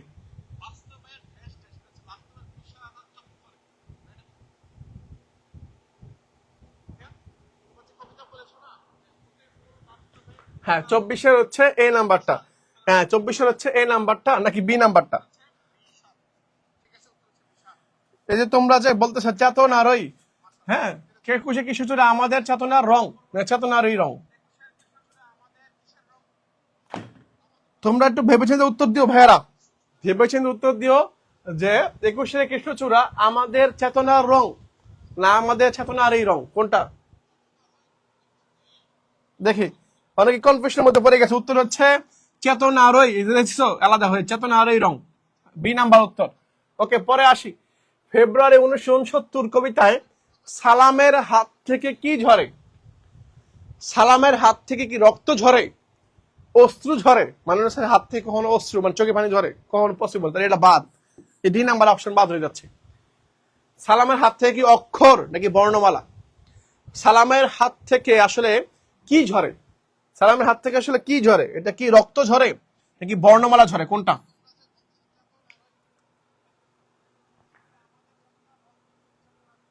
ওকে, তাহলে উত্তর হচ্ছে কি ভাইয়া? ফেব্রুয়ারি 1969 কবিতায় সালামের হাত থেকে ঝরে হচ্ছে, এ নাম্বারটা, বর্ণমালা। কি নাম, কি মালা ভাইয়া? বর্ণমালা, বর্ণমালা। 21শে ফেব্রুয়ারি বা 1969-এর ফেব্রুয়ারি 1969-এর কবিতায় সালামের হাত থেকে ঝরে অবিরত বর্ণমালা। কি ভাইয়া? এই যে বর্ণমালা, উত্তর হচ্ছে বর্ণমালা। ওকে, ঠিক আছে ভাই, পরে আসি। পরে কি বলতেছে যে ফেব্রুয়ারি 1969-এর কবিতায় কোন ভাষা শহীদের নাম কথা বলা হয়েছে? আমরা জানি দুইজন ভাষা শহীদের নাম ফেব্রুয়ারি 1969 কবিতা বলা হয়েছে। ওই দুজন ব্যক্তির নাম কি? দেখি, ওই দুজন ব্যক্তির আসলে নাম কি? দুজন ভাষা শহীদের নাম ফেব্রুয়ারি 1969 কবিতায় আছে। প্রশ্ন হচ্ছে ভাই, ওই দুজনের নাম কি? ওই দুজনের নাম কি? জব্বার, শফিউল, সালাম, রফিক, সালাম, বরকত, বরকত রফিক, কোনটা? কোনটা উত্তর হবে দেখি। অর্থাৎ তোমার হচ্ছে ফেব্রুয়ারি 1969 কবিতায় দুইজন ভাষা শহীদের নাম উল্লেখ আছে, দুইজন ভাষা শহীদের নাম উল্লেখ আছে। একটা নাম হচ্ছে সালাম, আরেকটা নাম হচ্ছে কি? আরেকজনের নাম হচ্ছে বরকত, আরেকজনের নাম হচ্ছে বরকত। যাদের বিনিময় হচ্ছে আজকে আমরা বাংলা ভাষায় কথা বলতে পারতেছি, মনের মাধুরী মিশায় কথা বলতে পারতেছি। আমাদের উপরে কোনো ভাষা চাপাই দেওয়া হয় নাই, আমরা স্বাধীনভাবে কথা বলতে পারতেছি। হ্যাঁ, ওকে, তাহলে উত্তর হচ্ছে সালাম আর হচ্ছে বরকত। ঠিক আছে, সালাম আর বরকত। পরে আসি, যা বলা হয়নি, কি ভাইয়া? যা বলা হয়নি এক কথায় তাকে কি বলে? যা বলা হয়নি একে এক কথায় বলা হয়, এক কথায় বলা হয়। তুমি জাস্ট চিন্তা করবা, অ্যান্সার দেখে দেখে না, অ্যান্সার দেখবা না, তুমি আসলে কতটুকু পারতেছো তুমি দেখো, নিজে নিজে ট্রাই করো না। তুমি দেখো ভাইয়া যে কোশ্চেন গুলো দেখাচ্ছি এগুলো তুমি পারতেছো কিনা, বা তোমার কি মনে হচ্ছে যে আমার মনে হচ্ছে এইটাও সঠিক, পরে দেখো এটা সঠিক হচ্ছে কিনা। ট্রাই করো, দেখে দেখে উত্তর বললে নিজের ক্ষতি, নিজের মাথা তখন তুমি কি করলা না, তোমার মেধাকে খাটাইলা না, মেধাকে প্রয়োগ করলো না যে আসলে কোনটা সঠিক হওয়ার কথা। এখন তুমি চিন্তা করো তো, যেটা এখনো বলা হয় না সেটা কি কখনো কি নির্বাক হবে? নির্বাক মানে কি? কথা না বলতে পারা, তাহলে এটার সাথে এটা মিলতেছে না, বাদ। মুক্ত, এটার সাথে ম্যাচই করে না। অকথ্য মানে কি? আমরা বলি না অকথ্য ভাষা গালাগালি মানে কি? বিশ্রী ভাষা, তাহলে এটা মিলতেছে না। তাহলে এই তিনটাই মিলতেছে না, তাহলে মিলবে কোনটা? অনুক্ত। অনুক্ত মানে হচ্ছে যেটা উক্তি হয় নাই, যেটা বলাও হয়নি। তাহলে সঠিক উত্তর হচ্ছে বি নাম্বারটা। চিন্তা করবা তুমি এবার, এটা মনে করো পড়ো নাই, তুমি জাস্ট চিন্তা করে উত্তর দিবা যে আসলে উত্তর কি হচ্ছে, কোনটার সাথে ম্যাচ করতেছে দেখবা। তাহলে নির্বাক, অকথ্য, এগুলো কোনো কি না, এগুলোর সাথে ম্যাচ করতেছে না, তাহলে ম্যাচ করতেছে অনুক্তর সাথে। ঠিক আছে, এবার মিলাবা, মিলাই উত্তর দিবা। ঠিক আছে, তাহলে 27 নম্বর কোশ্চেন উত্তর হচ্ছে অনুক্ত। ঠিক আছে, উত্তর হচ্ছে অনুক্ত।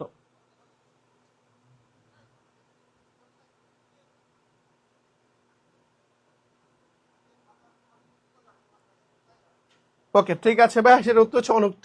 ওকে, ডান হয়ে গেল এটা। পরে আসি ভাইরা, দেখেন গাছে উঠতে পটু যে, মানে গাছে উঠতে পটু। এখন চিন্তা করবো তো, গাছে উঠতে পটু মানে গাছে উঠতে ভালো পারে একটা ব্যক্তি। মনে করো তুমি নিজে গাছে ভালো উঠতে পারো। এখন ওইটাকে আমরা কি বলবো? এক কথা কি বলি? হ্যাঁ, যে পাগলামি করে তার আমরা কি বলি? পাগলামো করে। হ্যাঁ, পাগল বলি, পাগলি বলি, এরকম বলি না? হ্যাঁ, যিনি যেমন হচ্ছে ঘটন পটিয়সী বলি না আমরা, এরকম। তাহলে গাছে উঠতে পটু, যিনি গাছে উঠতে ভালো পারে, এক কথা থেকে আমরা কি বলি? গাছও বলি।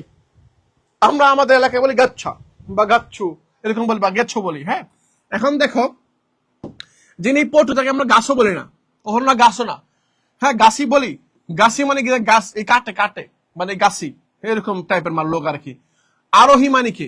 আরোহী মানে শুধু গাছে উঠবে এরকম না। আরোহী ব্যক্তি হয়তো বাসের উপর উঠতে পারে, ঘোড়ার উপর উঠতে পারে, খাতির উপর উঠতে পারে, এরকম বোঝাচ্ছে। আরোহী বলতে শুধু স্পেসিফিক গাছকে বোঝাচ্ছে না কিন্তু। হ্যাঁ, তাহলে এটাও বাদ, গাছও এটা হয় না।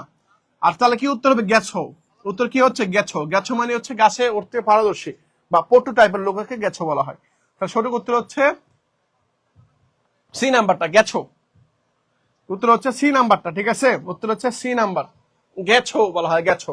তাহলে কিভাবে উত্তর করবো তোমাদের দেখাই দিচ্ছি। ঠিক আছে, ওকে, পরে আসি। সুকান্ত ভট্টাচার্যের সম্পাদিত কাব্যগ্রন্থ কোনটা? দেখো, তুমি এখানে কনফিউশনের মধ্যে পড়ে যাবা। সুকান্ত ভট্টাচার্যর যদি বলা হয় কাব্যগ্রন্থ কোনগুলা, তাহলে এই তিনটা চলে আসবে। এগুলো তার কাব্যগ্রন্থ। কি গ্রন্থ? কাব্যগ্রন্থ। কিন্তু যখন বলা হবে সম্পাদিত পত্রিকা, সম্পাদিত কাব্যগ্রন্থ কোনটা, যে কাব্যগ্রন্থটা উনি সম্পাদন করেছিলেন ফেসিবাদের, তো সম্পাদনা করেছিলেন বা সম্পাদিত কাব্যগ্রন্থ কোনটা? উত্তর হচ্ছে আকাল বা অকাল বলা হয় আর কি, এই যে এটা। তাহলে যদি বলা হয় কাব্যগ্রন্থ কোনগুলা, তাহলে উত্তর তিনটা থেকে যেমন একটা হবে। আর যদি বলা হয় সম্পাদিত কোনটা, তাহলে উত্তর হচ্ছে আকাল।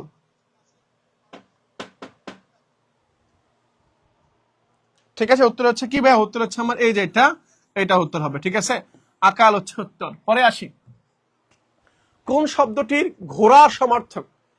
কোন শব্দটা ঘোড়ার মানে ঘোড়ার সমর্থক? মানে ঘোড়া তো বোঝই। এখন প্রথমে আসি, দেখো চিন্তা করো, তুমি এখন চিন্তা করবা ঘোড়া কি করে। ঘোড়া হচ্ছে খুব দ্রুত দৌড়ায়, বুঝছো? এখন কোন ঘোড়াটি এখন দ্রুত দৌড়ায় যদি হয়, তাহলে দেখো তো নিচে কোনগুলোতে দ্রুত দৌড়ায় এরকম আছে, মানে খুব তাড়াতাড়ি দৌড়াইতে পারে, এরকম কি আছে? কুরঙ্গ, বিহঙ্গ, একসাথে ভুজঙ্গ মানে ভাঙ্গা টাঙ্গা, এরকম কিছু বোঝাচ্ছে। তাহলে এগুলো বাদ। তুরঙ্গ মানে কি? দেখো, তুরঙ্গ মানে হচ্ছে এমন জিনিস, যে তুরঙ্গ জিনিসটা শিখি। ওকে, তুরঙ্গ মানে কি? এই তুরঙ্গ মানে হচ্ছে তুরক মানে কি বোঝো? তুরক মানে হচ্ছে কি? তুরক মানে হচ্ছে এমন জিনিস যে দ্রুত দৌড়াইতে পারে, দ্রুত দৌড়ায়, বুঝছো? দ্রুত দৌড়াকে একসাথে বলে তুরক বলা হয়। আর তুরঙ্গ মানে হচ্ছে ঘোড়া শব্দের সমর্থক। ঘোড়া কি যেহেতু কি করে, ঘোড়া যেহেতু দ্রুত দৌড়াইতে পারে, সেই হিসাবে সঠিক উত্তর হচ্ছে সমর্থক হচ্ছে তুরঙ্গ।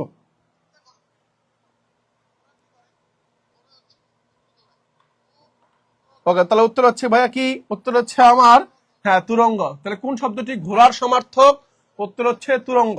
উত্তর কি? উত্তর হচ্ছে তুরঙ্গ, সি, এ নাম্বারটা। কোন শব্দটি ঘোড়ার সমর্থক? উত্তর হচ্ছে এ নাম্বারটা। পরবর্তী আসি 31 নাম্বার কোশ্চেন। বুঝছে? 31 নাম্বার কোশ্চেন, বীর সন্তান প্রসব করে যে নারী। চিন্তা করছো, মানে বীর সন্তান, বাংলা শ্রেষ্ঠ বীর, হ্যাঁ, কাপুরুষ না, বীর সন্তান, বীর সাহসী সন্তান যেটা প্রসব করে, জন্ম দেয় সেই নারীদেরকে এক কথায় কি বলে? বীর ভোগ্য, নাকি হচ্ছে বীর গর্বা, না রত্ন গর্বা, বীর প্রসূ, নাকি স্বর্ণ মাতা, কোনটা? যারা তোমার হচ্ছে কি, যারা বীর সন্তান প্রসব করে জন্ম দেয় যে নারী, তাকে এক কথায় বলা হয়, দেখো তুমি চিন্তা করলে পারবা, স্বর্ণমাতা কখনো বলা হয় না। হ্যাঁ, যারা স্বর্ণমাতা, রত্নমাতাও গর্বা বলা হয়। এনে বলা হয়েছে যে নারী প্রসব করে। তাহলে প্রসব সাথে কি মিলে? যে প্রসূ মিলে। তাহলে উত্তর হচ্ছে এটা সি নাম্বারটা মিলতেছে। তুমি জাস্ট এভাবে চিন্তা করবা, বুঝছো? তুমি জাস্ট এভাবে চিন্তা করলে তুমি উত্তরগুলো দিতে পারবা। জাস্ট সহজ করে চিন্তা করবা, অ্যান্সার গুলো পারবা। তাহলে বীর সন্তান প্রসব করে যে নারী, উত্তর হচ্ছে বীর প্রসূ। বীর প্রসূ, হ্যাঁ বীর প্রসূ। তাহলে যে নারী বা যারা আমাদের 7 জন বিশিষ্ট আছে, বীর প্রতীক আছে, বীরুত্তম আছে, এদেরকে যারা জন্ম দিয়েছে তারা তো অবশ্যই বীর প্রসূ, তাই না? বীর প্রসূ এরকম আর কি। তার উত্তর হচ্ছে কি? বা সি নাম্বার, বীর প্রসূ। ওকে, পরে আসি। পরে 32 নাম্বার কোয়েশ্চেন। হ্যাঁ, নির্মুখ কোন শব্দগুচ্ছের সংকুচিত রূপ? এটা একটা মানে কি, এই যে নির্মুখ, এটা এক কথা প্রকাশ, বুঝছো? এটা আসলে কি বোঝায়? নির্মুখ আসলে দ্বারা কি বোঝায়? ছোটবেলায় আমরা শুনতাম, ছোটবেলায় আমরা দেখতাম কি এরকম, যে সাপ আছে না, সাপ, ওই সাপের আমরা খোলসকে কি বলতাম? নির্মুখ বলতাম। সাপের খোলস যেগুলো ছিল এগুলোকে আমরা নির্মুখ বলতাম। তো বড় হয়ে দেখি কি আসলে ঠিক এটাই সঠিক, বুঝছো? তোমাদের হয়তো ভাইয়া এত চিন্তা করার সময় কই না, তোমাকে চিন্তা করতে হবে। চিন্তা না করলে তুমি ভুল দেখে আসো, তো লাভ কি? ভুল দেখে আসলে অবশ্যই নেগেটিভ মার্ক নাই, জাতীয় বিশ্ববিদ্যালয় নেগেটিভ মার্ক নাই, সুবিধা আছে এটা, কিন্তু দেখা ভুল দেখে তোমার নাম্বার পাবো না তুমি। তাহলে উত্তর হচ্ছে কি? উত্তর হচ্ছে সাপের খোলস। তাহলে নির্মুখ শব্দের মানে হচ্ছে সাপের খোলস। তোমরা তো জানো সাপের খোলস দেখতে কিরকম, হ্যাঁ কিরকম ভয়ঙ্কর জিনিস, বুঝছো? এই সাপের খোলস কি ভাইয়া? এই সাপের খোলস, ঠিক আছে, সাপের খোলস। ওকে প্রিয় ভাইরা, তাহলে হয়ে গেছে এটা উত্তর, ডি নাম্বারটা, সাপের খোলস। ওকে, পরে আসি। কলিক শব্দের মানে কি? এটা তোমাকে শিখাইতে হবে, এটাকে তোমাকে শিখাইতে হবে, বলো তো। কলিগ, আমরা বলি না আমার কলিগ, যারা কর্পোরেট জব করে, অফিসে জব করে, যারা হচ্ছে টিচার বা একই কলেজের টিচার টিচিং দেয়, তাদের এক একজন কি থাকে? কলিগ থাকে, কলিগ। আমাদের যেমন আমরা যখন পড়াশোনা করতেছি তখন আমাদের কি বলবো? আমরা বলি ক্লাসমেট। আর যখন চাকরি লেভেলে চলে যাই তখন সেটাকে বলে কলিগ। কি বলা হয়? কলিগ। তাহলে ক্লাসমেট মানে সহপাঠী, আর কলিগ মানে হচ্ছে সহকর্মী। কলিগ মানে কি? কলিগ শব্দের অর্থ হচ্ছে কি ভাইয়া? সহকর্মী। এটা তোমরা পারবা, এটা তোমাদের কাছে ইজি লাগতেছে হয়তো, এটা তোমরা পারার কথা। তাহলে কলিগ মানে কি? কলিগ মানে সহকর্মী। সহকর্মী, ঠিক আছে ভাই, সহকর্মী। ওকে, তাহলে উত্তর হচ্ছে সহকর্মী। হ্যাঁ, সহকর্মী। ওকে, তাহলে এটা কত নম্বর কোশ্চেন ভাইয়া? এটা হচ্ছে আমার, এটা মেবি, হ্যাঁ এটা হচ্ছে 33। হ্যাঁ, 33 নম্বর কোশ্চেন। ওকে, পরে আসি। বাক্যে এই জ্যোতি চিহ্নের মধ্যে আসছে, হ্যাঁ জ্যোতি চিহ্ন থেকে কোশ্চেন আসছে। জ্যোতি চিহ্ন বা বিরাম চিহ্ন, এখান থেকে পরীক্ষা প্রশ্ন আসে, ঠিক আছে? ওকে, বাক্যে দাড়ি, এই যে দাড়ি চিহ্নটা, এই দাড়ি চিহ্নটা থাকলে আসলে কতক্ষণ থামতে হয়? বাক্যের মধ্যে যদি তুমি দেখো দাড়ি চিহ্নটা আছে, দাড়ি, তাহলে তোমাকে কতক্ষণ থামতে হবে? ওকে, তার কি বলছে খেয়াল করছো? বাক্যের দাড়ি থাকলে কতক্ষণ থামতে হয়? বাক্যের মধ্যে যদি দাড়ি থাকে, দেখো তোমাকে শিখাই দিচ্ছি, তুমি যদি এভাবে পরীক্ষাটা নাও আসে তুমি কিভাবে অ্যান্সার করা যাবে, অন্য কোশ্চেন আসলে অ্যান্সার করবা। দেখো যদি চিহ্ন দেখে যদি প্রশ্ন আসে তুমি উত্তর করতে পারবা, তোমাকে সিস্টেম শিখাই দিচ্ছি আমি, তোমাকে সিস্টেম আমি শিখাই দিচ্ছি। দেখো, তাহলে দেখো মনে রাখবা, হ্যাঁ তুমি মনে রাখবা, তোমার দাড়ি যেটা আছে দাড়ি, হ্যাঁ দেখো এমন মনে রাখবা, জিকো, তোমার বন্ধু মনে করবা জিকো ছিল, ওই জিকোর দাবিটা মনে রাখবা, দাবিটা মেনে নাও। 1 সেকেন্ডে মেনে নাও। কি সেকেন্ডে? 1 সেকেন্ডে, 1 সেকেন্ডে মেনে নাও, মেনে নাও, 1 সেকেন্ডে মেনে নাও। তার মানে কি? জিকো মানে কি? জিতে হচ্ছে জিজ্ঞাসা সূচক চিহ্ন। কি ভাইয়া? জিজ্ঞাসা। করতে হচ্ছে কোলন, করতে কি? করতে হচ্ছে কোলন। তো জিজ্ঞাসা সূচক চিহ্ন, কোলন চিহ্ন, আর দাঁতে হচ্ছে দাড়ি, দাঁতে কি? দাঁতে হচ্ছে দাড়ি, এবং বিতে হচ্ছে বিস্ময় সূচক চিহ্ন, বিস্ময়। কি ভাইয়া? বিস্ময় সূচক চিহ্ন। আর দাঁতে হচ্ছে ড্যাশ, দাঁতে কি? দাঁতে হচ্ছে ড্যাশ।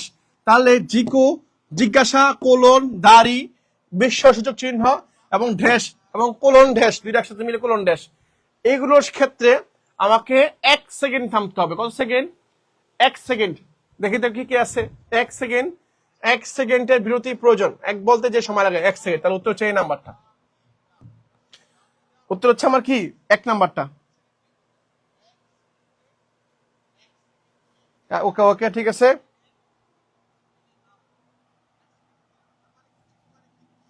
ওকে তাহলে উত্তর হচ্ছে কি ভাই এই নাম্বারটা, মনে রাখবা। তাহলে কি কি পেলাম আমরা? জিজ্ঞাসা সূচক চিহ্ন, অর্থাৎ এই যে এটা, এই যে এটা, এই যে এটা, এটা থাকবে, অথবা কি থাকবে বিস্ময়সূচক চিহ্ন এটা থাকবে। হ্যাঁ কোলন থাকবে, কোলন, এই যে কোলন, অথবা কোলন ড্যাশ, অথবা কি, অথবা কোলন, এই যে কোলন ড্যাশ, এই যে কোলন ড্যাশ, এটা এটা এটা অথবা এটা, এগুলো থাকলে কি হবে? এগুলো থাকলে হচ্ছে আমার 1 সেকেন্ড থামতে হবে। কয় সেকেন্ড? 1 সেকেন্ড থামতে হবে, মনে রাখবা এটা। হ্যাঁ কোলন, এটা হচ্ছে কোলন, এটা হচ্ছে কোলন ড্যাশ, এটা হচ্ছে জিজ্ঞাসাসূচক চিহ্ন, এটা হচ্ছে বিস্ময়সূচক চিহ্ন, আর এটা দাড়ি, এটা কি, এটা হচ্ছে দাড়ি। ওকে ঠিক আছে ভাইরা, পরে আসি। পরে কি বলতেছে? 18 বছর বয়সে কি নেই?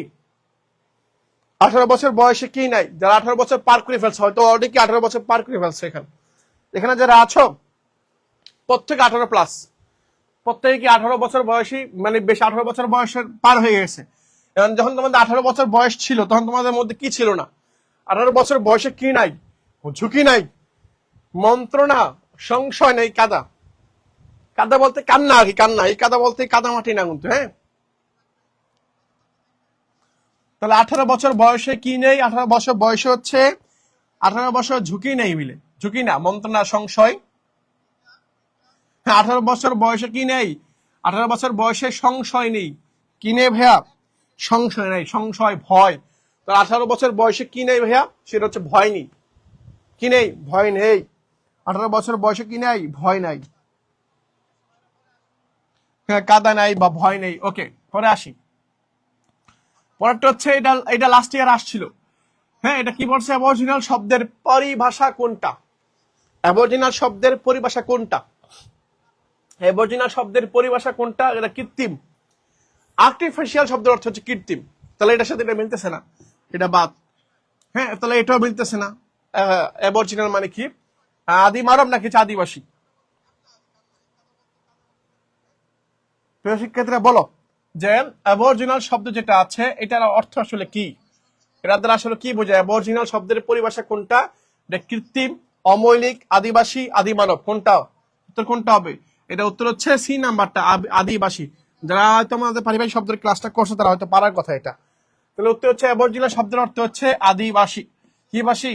আদিবাসী। ওকে শেষ। পরে আসি। কোনটি সমার্থক শব্দ নয়? কোনটি সমার্থক শব্দ নয়? এটা কি এ নাম্বার পাবক, পবন, বন্যী, লিখেছে অনল। দেখো তোমাকে একটু শিখাই দিই। দেখো এখানে হয়তো পবন, দেখো পাবক মানে কি? পাবক শব্দের অর্থ হচ্ছে, পাবক শব্দের অর্থ হচ্ছে আগুন। হ্যাঁ আগুন, পাবক শব্দ হচ্ছে আগুন। পাবক, বন্যী, অনল, এই সবগুলো হচ্ছে সেম অর্থ। পবন মানে বাতাস। ওকে তাহলে সেই হিসেবে দেখা যাচ্ছে কোনটি সমার্থক শব্দ নয়। তাহলে পাবক, বন্যী, আগুন, অনল অর্থ আগুন, এগুলো সবগুলো হচ্ছে সেম, বাট এই পবন অর্থ কি এর সাথে মিলতেছে না। তাহলে সঠিক উত্তর হচ্ছে বি নাম্বারটা। এভাবে এভাবে খুঁজে বাই করতে পারো তোমরা, পড়তে হবে তোমাদেরকে এগুলো অ্যান্সার বাই করতে হলে। তোমাকে জানতে হবে যে এখানে কোনটার অর্থ কি বোঝাচ্ছে। অনল মানে আগুন, বন্যী মানে আগুন, পাবক মানে হচ্ছে আগুন। তাহলে তিন অর্থ যদি আগুন হয় তাহলে বাগুল হলো এটা, তাহলে উত্তর হচ্ছে এটা। সিম্পল, উত্তর হচ্ছে এটা। এখানে বলছে নয় কোনটা, কোন সমার্থক নয়, তাহলে উত্তর হচ্ছে পবন। ঠিক আছে পরে আসি। শুভক্ষণে মানে শুভক্ষণে, ভালো সময়ে যার জন্ম হয় বা জন্মগ্রহণ করে তাকে এক কথা কি বলা হয়? এটা যেটার সাথে মিলবে না, তোমরা হয়তো যেটা প্রবলেম ভাবতেছো এটা হয়তো মিলবে না। দেখো শুভক্ষণে জন্ম যারা মানে ভালো সময় জন্মগ্রহণ করে যে তাকে এক কথা আসলে কি বলে? শুভক্ষণে জন্মগ্রহণ করে যে,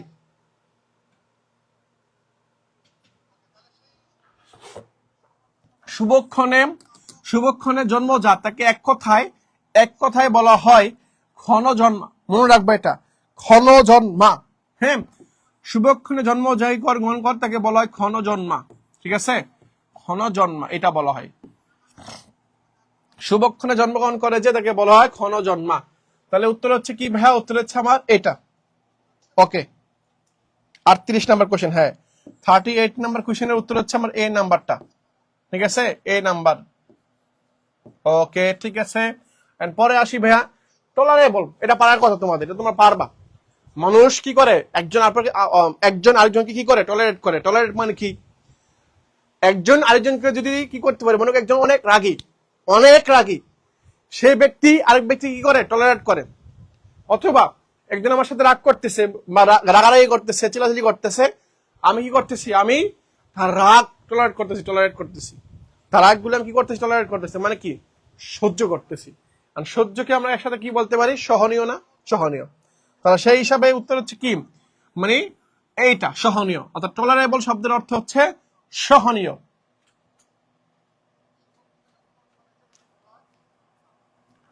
উত্তর হচ্ছে সহনীয়, উত্তর হচ্ছে সহনীয়। তাহলে টলারেবল শব্দের অর্থ হচ্ছে সহনীয়। কি নিয়ম, সহনীয়। ওকে, পরে আসি, নদী এর সমার্থক শব্দ কোনটা? নদী এর সমার্থক শব্দ, নদী দেখো, নদী এর সমার্থক শব্দ যদি বলি, দেখো নদী শব্দের সমার্থক কোনটা? গিরি মানে পাহাড় পর্বত, বিহগ মানে দেখো আলাদা। হ্যাঁ, নগ শব্দের অর্থ পাহাড় পর্বত, কিন্তু শরীর শব্দের অর্থ পানি বা নদী।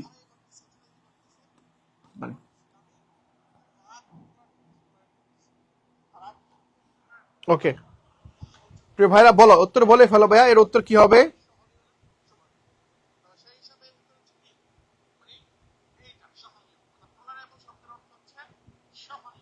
হ্যাঁ, এটা সহনীয়, গুড। টলারেবল শব্দ হচ্ছে সহনীয়, ঠিক আছে। বাট নদী শব্দের সমার্থক কোনটা? নদী শব্দের সমার্থক শব্দ কোনটা?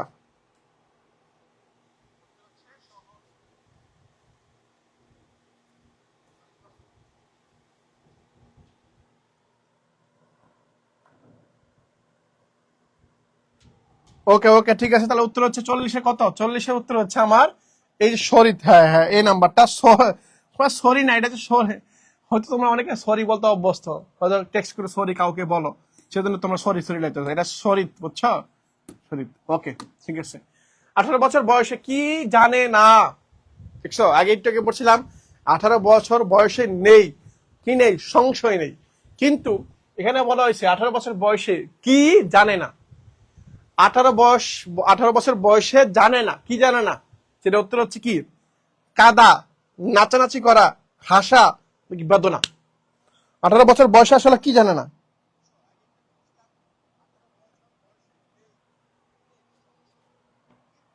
18 বছর বয়সে কি জানে না, কি জানে একটা 18 বছর বয়সী ব্যক্তি কি জানে না, সেটা হচ্ছে কি, সেটা উত্তর হচ্ছে কাদা।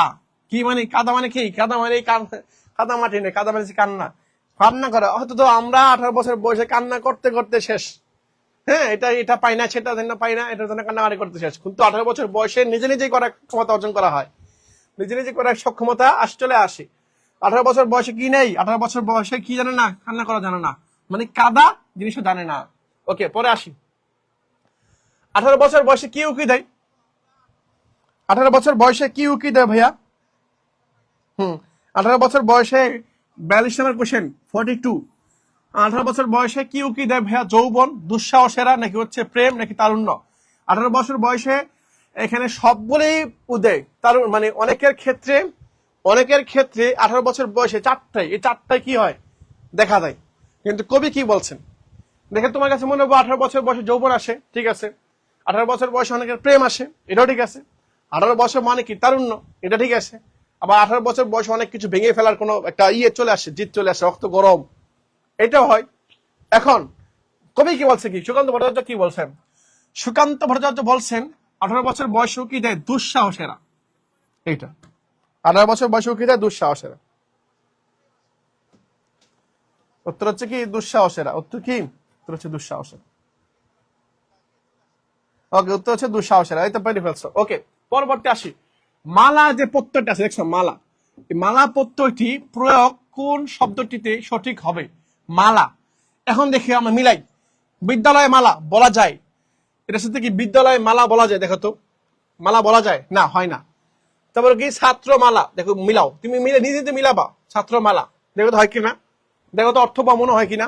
বিদ্যালয় মালা, না, এরকম কোন শব্দ আমরা শুনি নাই। ছাত্রমালা শব্দ শুনছি, শুনে নাই কেন? পরে আসে ছাত্রীমালা লাগায়, ছাত্রীমালা, ছাত্রীমালা, দেখো তো হয় কিনা? ছাত্রীমালা হয়, আমার মনে হয় না হয়, ছাত্রীমালা হয় না। তাহলে এই তিনটা হচ্ছে না, তাহলে কি? তরঙ্গমালা হয়, তরঙ্গমালা, দেখো তো হয় কিনা? তরঙ্গমালা হয় কিনা দেখো তো। তাহলে সঠিক উত্তর হচ্ছে, ওকে, তাহলে উত্তর হচ্ছে কি? উত্তর হচ্ছে তরঙ্গমালা। তরঙ্গ মানে কি? ঢেউ। হ্যাঁ, নদীর তরঙ্গ, ঢেউ ঢেউ। তাহলে তরঙ্গমালা বলা যাচ্ছে। আবার বলতে পারি পর্বতমালা, কি বলি?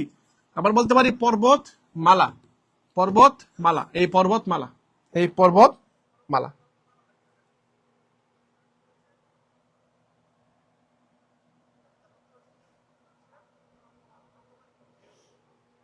ওকে, ঠিক আছে, তাহলে উত্তর হচ্ছে কি ভাইয়া? উত্তর হচ্ছে আমার এই পর্বতমালা। কি ভাইয়া? পর্বতমালা, উত্তর হচ্ছে পর্বতমালা। ওকে, পরে আসি। বাংলা ব্যাকরণের বচন কত প্রকার? তোমরা জানো না এটা?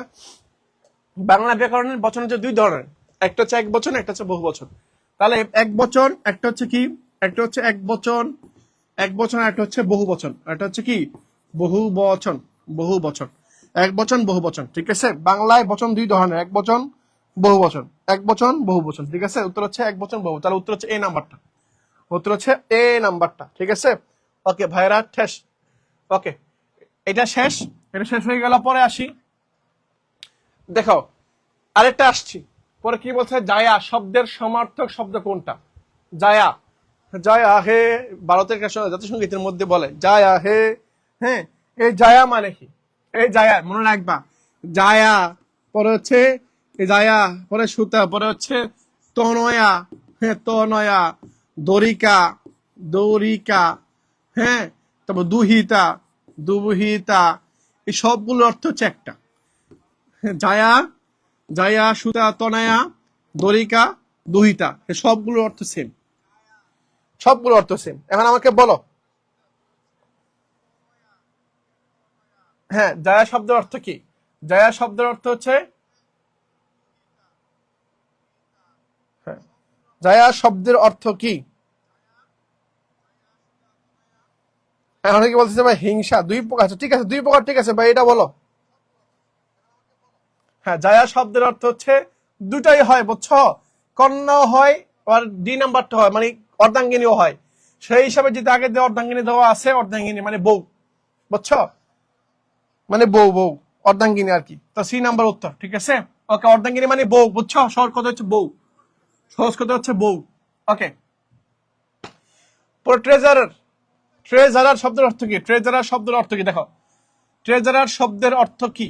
ট্রেজারার শব্দের অর্থ দেখো, বর্তমান সময় শব্দটা পরিচিত বেশি। ট্রেজারার শব্দের অর্থ কি?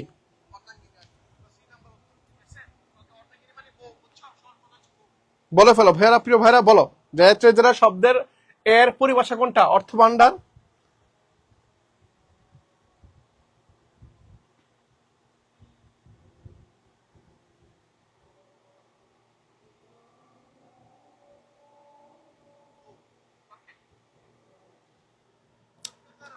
বলে ফেলো প্রিয় ভাইরা, বলে ফেলো যে ট্রেজারার শব্দের অর্থ কি? এই তো, হ্যাঁ, হ্যাঁ, কোষাধ্যক্ষ, গুড, সাবাস, কোষাগার না, কোষাধ্যক্ষ। ট্রেজার শব্দের অর্থ হচ্ছে কোষাধ্যক্ষ, কোষাধ্যক্ষ, ঠিক আছে? তাহলে ট্রেজারার শব্দের পরিভাষা অর্থ হচ্ছে কোষাধ্যক্ষ। যারা কোষাধ্যক্ষ ছিল তাদেরকে বলা হয় ট্রেজারার। ওকে, ঠিক আছে ভাইরা, পরে আসি। দেখেন, পরে বলতেছে কি? বাজারে লোক জমেছে। এটা একটু ক্রিটিক্যাল, একটু গ্রামাটিক্যাল বিষয় আছে এখানে, এবং বোঝার একটা বিষয় আছে এখানে, একটু বোঝার বিষয় আছে, বুঝছো? এখানে একটু বিষয়, একটু বোঝার বিষয় আছে। বাজারে, বাজারে লোক জমেছে, কি চিন্তা করছো? এখানে কি বলছে যে বাজারে আব্দুর রহিম জমেছে বা গিয়েছে? বলছে? বলে নাই। এখানে বলতেছে বাজারে লোক গিয়েছে। এখন চিন্তা করো তো, আসলে লোক বলতে আসলে কি বোঝাচ্ছে? লোক বলতে কি আব্দুর রহিমকে শুধু বোঝায়? আমি বাজারে গেলাম, তুমিও বাজারে আসলা, আমিও গেলাম, তুমিও গেলাম, আমিও গেলাম, তুমিও আসলা, দুজনেই গেলাম, এখন দুজনেই লোক হয়ে গেলাম। হ্যাঁ, আমাদের পাশাপাশি তো আরো লোক গেছে, গেছে না ভাইয়া? এখানে কিন্তু স্পেসিফিক করে বলতেছে না যে এই লোকটা গেছে। এখানে শব্দটা কি, এখানে শব্দটা ব্যবহার করছে কি? লোক। কি ব্যবহার করছে? লোক ব্যবহার করছে। এখন লোক বলতে কি, যে কি এক বচন না বহু বচন? চিন্তা করো তো দেখি। তুমি নিজে চিন্তা করো না, তুমি মনে করো জীবনেও বচন পড়ো নাই কা, তুমি জীবনেও বচন পড়ো নাই।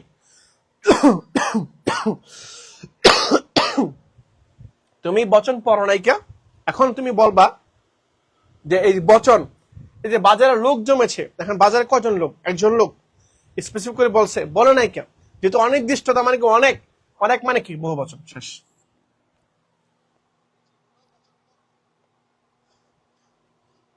ওকে, তাহলে উত্তর হচ্ছে বাজারে লোক জমেছে। এই উত্তরে প্রশ্ন উত্তর হচ্ছে বহু বচন। লোক মানে কি, এখানে লোক বলতে অর্থ হচ্ছে দেখি বহু বচন, কারণ লোক বলতে অনেক লোককে বোঝানো হচ্ছে, অনেক অনেক লোককে বোঝানো হচ্ছে। তাহলে উত্তর হচ্ছে বি নাম্বারটা। ঠিক আছে, ওকে, পরে আসি। এবং কি বলতেছে, কোনগুলো শুধু উন্নত প্রাণীবাচক শব্দে বহু বচনে বসে? কোনগুলা মানে এরকম কিছু শব্দ আছে যে শব্দগুলা শুধুমাত্র উন্নত প্রাণীবাচক শব্দের ক্ষেত্রে ব্যবহার হয়। আমি তোমাকে বুঝাই বলি, তুমি একটু আগে দেখছিলাম না মালা, এই যে মালা শব্দটা, এটা শুধুমাত্র পাহাড় পর্বত এগুলোর ক্ষেত্রে ব্যবহার হয়, পর্বতমালা এই শব্দটা এই জায়গায় ব্যবহার করা হয়।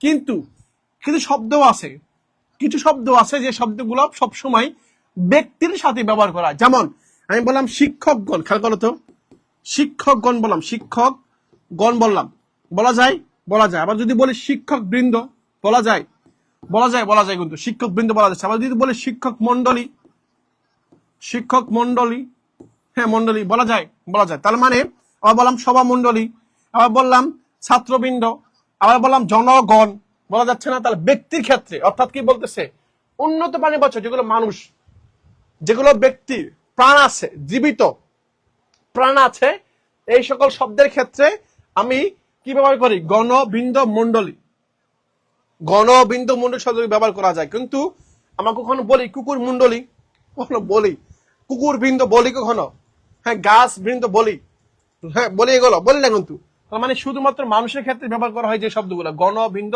মন্ডলী, এগুলো ব্যবহার করি। আর বাকি সবগুলো কিন্তু ব্যবহার করি আমরা না। তাহলে উত্তর হচ্ছে ডি নাম্বারটা। সেই হিসাব করলে উত্তর কোন নাম্বার? ডি নাম্বারটা। উত্তর হচ্ছে কি? বা উত্তর হচ্ছে ডি নাম্বার, গণ, বৃন্দ, মন্ডলী। এই যে যা এটা প্রাণীবাচক ক্ষেত্রে, উন্নত প্রাণীবাচক ক্ষেত্রে মনে রাখবা, উন্নত প্রাণীবাচক মানে সহজ কথা লিখে রেখে দিই, সহজ কথা লিখে দিই। প্রাণীবাচক শব্দের ক্ষেত্রে, প্রাণীবাচক শব্দের ক্ষেত্রে ব্যবহার করা হবে গণ, গণ, বৃন্দ, মন্ডলী, মন্ডলী, আর একটা হচ্ছে বর্গ। এই চারটা, এই চারটা শব্দ উন্নতবাচক প্রাণীর ক্ষেত্রে মানে মানুষের ক্ষেত্রে ব্যবহার করা হবে। ঠিক আছে, শেষ।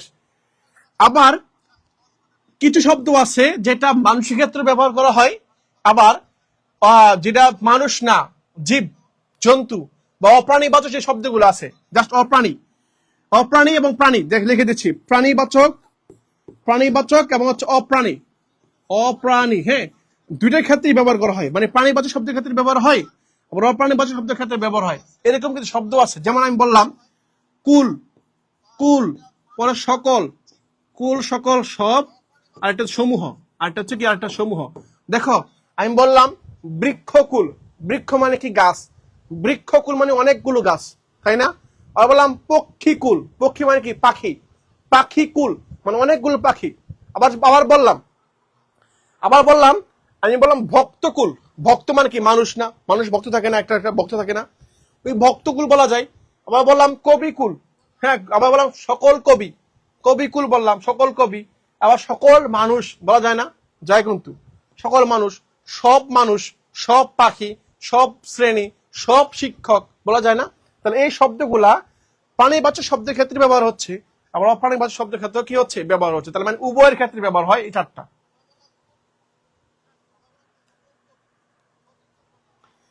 ওকে, শেষ। ওকে, পরে আসি ভাই, কোন উপসর্গটি ভিন্নার্থ উপযুক্ত? উপসর্গ চলে আসছে। আর আসি উপসর্গ জিনিসটা আসলে কি? উপসর্গ জিনিসটা হচ্ছে এমন জিনিস যেটা শব্দের আগে বসে, শব্দের উপসর্গ শব্দের কি বসে? শব্দের আগে বসে, মনে রাখবা, আগে বসে উপসর্গ, শব্দের আগে বসে কি? উপসর্গ, মনে রাখবা এটা, হ্যাঁ শব্দের আগে বসে উপসর্গ। এখন আসি উপসর্গ বসার পরে, উপসর্গ মান কি? এই যে প্র, প্র, অপ, সমনী, অপ, অনুনির, দূর, এরকম অঘা, অজ, অনা, আন, আব, ইতিউন, কতকুনি, পাতি, বিভর, রাম, শশা, সুহা, এগুলো হচ্ছে উপসর্গ। এখন এরকম উপসর্গ যুক্ত হওয়ার পরে ভিন্ন অর্থ বোঝাচ্ছে, দেখি কি কি। দেখো এখানে হচ্ছে পক্ষ শব্দ হচ্ছে মূল শব্দ, আর প্রতি শব্দ হচ্ছে উপসর্গ, প্রতি। তার মানে এখানে সবগুলোর কমন কোনটা? কমন হচ্ছে প্রতি, কমনটা মানে প্রতি হচ্ছে সব জায়গায় কমন। তাহলে মানে প্রতি হচ্ছে কি? প্রতি একটা উপসর্গ, প্রতি একটা কি? প্রতি একটা উপসর্গ। উপসর্গ। একটু আসি দেখি আমরা এখন দেখি প্রতিপক্ষ মানে কি বিরোধী দল, প্রতিদ্বন্দ্বী মানে কি বিরোধী দল, প্রতিবাদ মানে মারামারি টাইপের কিছু বোঝাচ্ছে। তার মানে এই তিনটার অর্থ প্রতিবাদ, প্রতিপক্ষ, প্রতিবাদ, এই সবগুলো কি বোঝাচ্ছে? মারামারি বা একে অপরের অপোজিট এরকম বোঝাচ্ছে। কিন্তু প্রতিবিম্ব মানে কি? প্রতিবিম্ব মানে হচ্ছে আয়নার থেকে যে আলোটা আমার দিকে আসে, অর্থাৎ প্রতিবিম্ব মানে আয়না থেকে দেখার পরে, আয়নার দিকে আমি যাওয়ার পরে আয়না থেকে যা এটা আসে, রিফ্লেক্ট আসে, এটা হচ্ছে প্রতিবিম্ব। তার মানে এটার সাথে এটা মিলতেছে না। তাহলে প্রতিবাদ, প্রতিদ্বন্দ্বী, প্রতিপক্ষের সাথে প্রতিবিম্ব মিলে না। প্রতিবিম্ব মানে কি? রিফ্লেক্ট, যেটা এটা হচ্ছে প্রতিবিম্ব। ওকে, ঠিক আছে ভাইরা, ঠিক আছে, প্রতিবিম্ব উত্তর হয়ে গেছে। পরে আসি, পরে বলতেছে কি সাপের খোলস।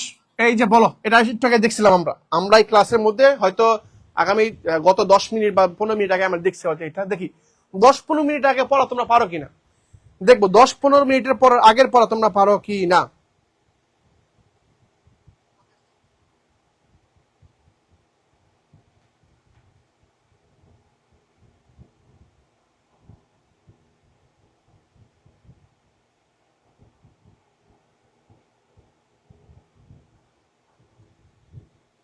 বেশিক ক্ষেত্রে বলে ফেলো যে আগে, এখন বলো যে সাপের খোলস, এই কথাটা পড়াইছিলাম একটু আগে পড়াইছিলাম, বলো।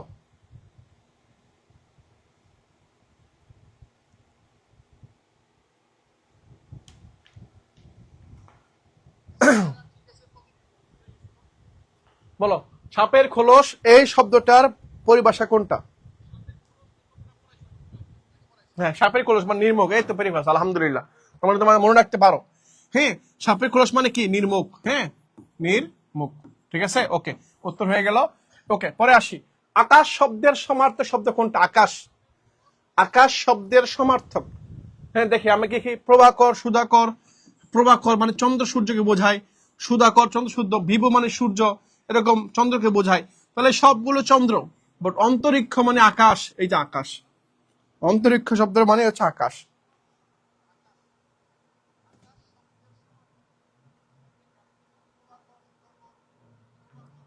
তাহলে উত্তর হচ্ছে কি ভাই? উত্তর হচ্ছে আমার আকাশ শব্দ সমার্থক হচ্ছে অন্তরিক্ষ। শেষ ভাইয়া। পরে আসি, বেগতিক শব্দে ব্যবহৃত বে কোন ধরনের উপসর্গ? দেখি পারো কিনা।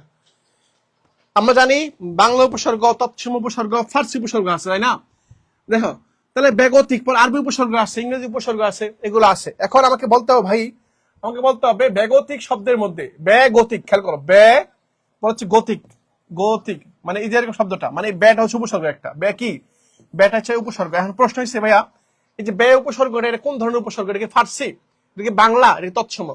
মনে রাখবা ফার্সি উপসর্গ, মনে রাখবা ফার্সি, ফার্সি উপসর্গ লিখে রাখো। ফার্সি উপসর্গ হচ্ছে এ, বে, পর হচ্ছে কার, বে কার, পর হচ্ছে ব, পর হচ্ছে বর, হ্যাঁ, বর, বে কার, বে পর হচ্ছে কার, পরে ব, বর, হ্যাঁ, তারপর হচ্ছে কি কম, হ্যাঁ, পর হচ্ছে কম, পর হচ্ছে ধর, হ্যাঁ, পর হচ্ছে ধর, হ্যাঁ, পর হচ্ছে বে কার, ব, বর, কম, হ্যাঁ, পর হচ্ছে বদ, পর হচ্ছে বদ, পর হচ্ছে নয় কার না, বদ না, মানে বদ না, পর হচ্ছে ফি, পর হচ্ছে ফি, পড়েছে নিম, পড়েছে কি ভাইয়া? পড়েছে নিম, নিম, জাস্ট এই কয়টা। তাহলে পেলাম কি ভাইয়া?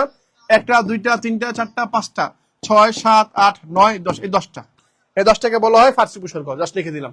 তাহলে কি বলছি? বেকার, ব, বর, কম, ধর, বদনা, ফি, নিম। বেকার, ব, বর, কম, ধর, বদনা, ফি, নিম, জাস্ট এগুলো হচ্ছে ফার্সি উপসর্গ। এখন দেখো তো এখানে কি বে ছিল? যে বে, এই বেটা হচ্ছে যেখানে, তাহলে কোন উপসর্গ ভাইয়া? ফার্সি উপসর্গ। শেষ।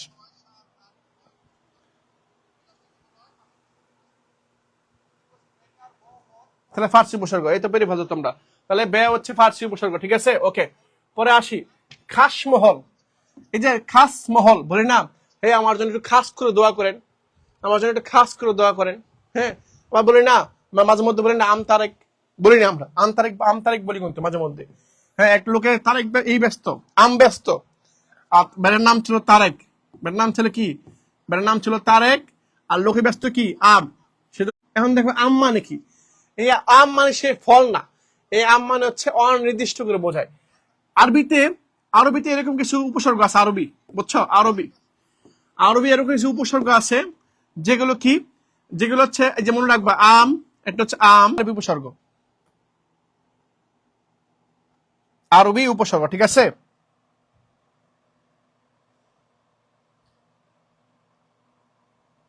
ওকে প্রিয় ভাইরা বলে ফেলো। হ্যাঁ, আম খাস লা খায় বাজে ঘর, এগুলো হচ্ছে আরবি উপসর্গ।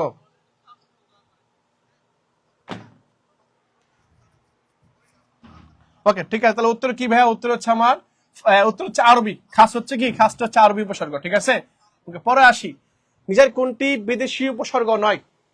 নিচের কোনটা বিদেশি উপসর্গ নয়? এখন নয় বলছে, বিদেশি উপসর্গ নয় যদি বলি নিচের কোনটি বিদেশি উপসর্গ নয়, হিসাব করলে উত্তর আমরা পেয়ে ফেলি। দেখো খেয়াল করো, একটু খেয়াল করো, বাজে, কদ, বর, খাস বিদেশি উপসর্গ নয়। এখন দেখে আমি একটু আগে শিখলাম খাস, খাসটা কি আরবি উপসর্গ, বাদ। আবার একটু আগে শিখছিলাম এই যে বেকার, বর, এই যে বর একটা আছে, এটাও বাদ, এটাও বাদ। পরে বাজে, এই যে বাজে খায়ের বলি না আমরা, এই বাজে, এটাও বাদ। তাহলে এই যে বললাম আম খাস লা খায়ের বাজে ঘর, এই যে বাজে, এটা আরবি, এটাও আরবি, এটা ফার্সি। বাকি হলো কি, কত, যে কত বেল বলি না, কত, এই কতটা হচ্ছে বাংলা উপসর্গ। ওকে, তাহলে সেই হিসাবে উত্তর কি? উত্তর হচ্ছে কত, উত্তর হচ্ছে কি, কত। ওকে, তাহলে উত্তর হচ্ছে কি ভাইয়া? উত্তর হচ্ছে এই কত। হ্যাঁ, এই হচ্ছে কত। ওকে, বলে ফেলো প্রিয় ভাইরা, বলে ফেলো, আরো তো কোশ্চেন আছে অনেক।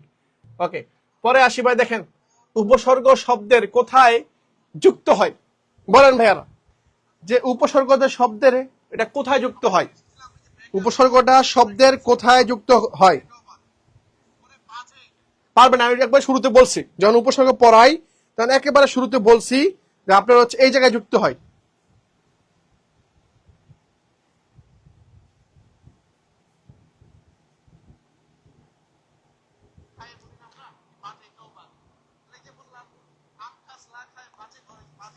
হ্যাঁ, উপসর্গ শব্দের কোথায় যুক্ত হয় প্রিয় ভাইরা? প্রারম্ভে, অন্তে, অভ্যন্তরে নাকি পার্শ্বে? হ্যাঁ, উত্তর হচ্ছে আগে। উপসর্গ সবার আগে কি যুক্ত হয়? সেটা হচ্ছে আগে যুক্ত হয়, মানে প্রারম্ভে, শুরুতে। প্রারম্ভ মানে কি, শুরুতে। হ্যাঁ, এই যে এটা, এই নাম্বার উত্তর। পরে আসি, কোন কোন তৎসম মানে কোনটি তৎসম উপসর্গ নয়? দেখছো, কোনটি তৎসম উপসর্গ নয়? কোনটি তৎসম উপসর্গ নয়? দেখি তো আমার কি কি আছে। এখন দেখো তো, প্র, অতি ও প্র, অন্য কোন শব্দ আছে? এটা একটা শব্দ, এটা উপসর্গ না। তাহলে এখানে পেয়ে যাচ্ছি কি, কোনটি তৎসম উপসর্গ নয়? তাহলে প্রতি, অতি, প্র, প্রতি, অতি, প্র, এগুলো তৎসম শব্দ। র ফলা আছে, প আছে, ত আছে, বাট অন্য, এটা একটা শব্দ, এটা উপসর্গ না। ডি নাম্বার উত্তর। উত্তর হচ্ছে ডি নাম্বার। উত্তর হচ্ছে কি? উত্তর হচ্ছে আমার ডি নাম্বারটা। ঠিক আছে, উত্তর হচ্ছে ডি নাম্বারটা। ওকে প্রিয় ভাইরা, শেষ। এরপরে আমরা আসি, এরপর আমরা দেখি এরপর কি আছে আমাদের। এরপর আছে বাক্যে সেমিকোলন। এই সেমিকোলনে কারবার সারবার চলে আসছে।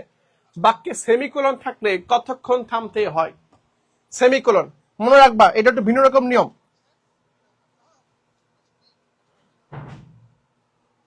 বলো, বাক্যে সেমিকোলন থাকলে কতক্ষণ থামতে হয়? বাক্যে সেমিকোলন থাকলে কতক্ষণ থামতে হয়, এটা মনে রাখবা।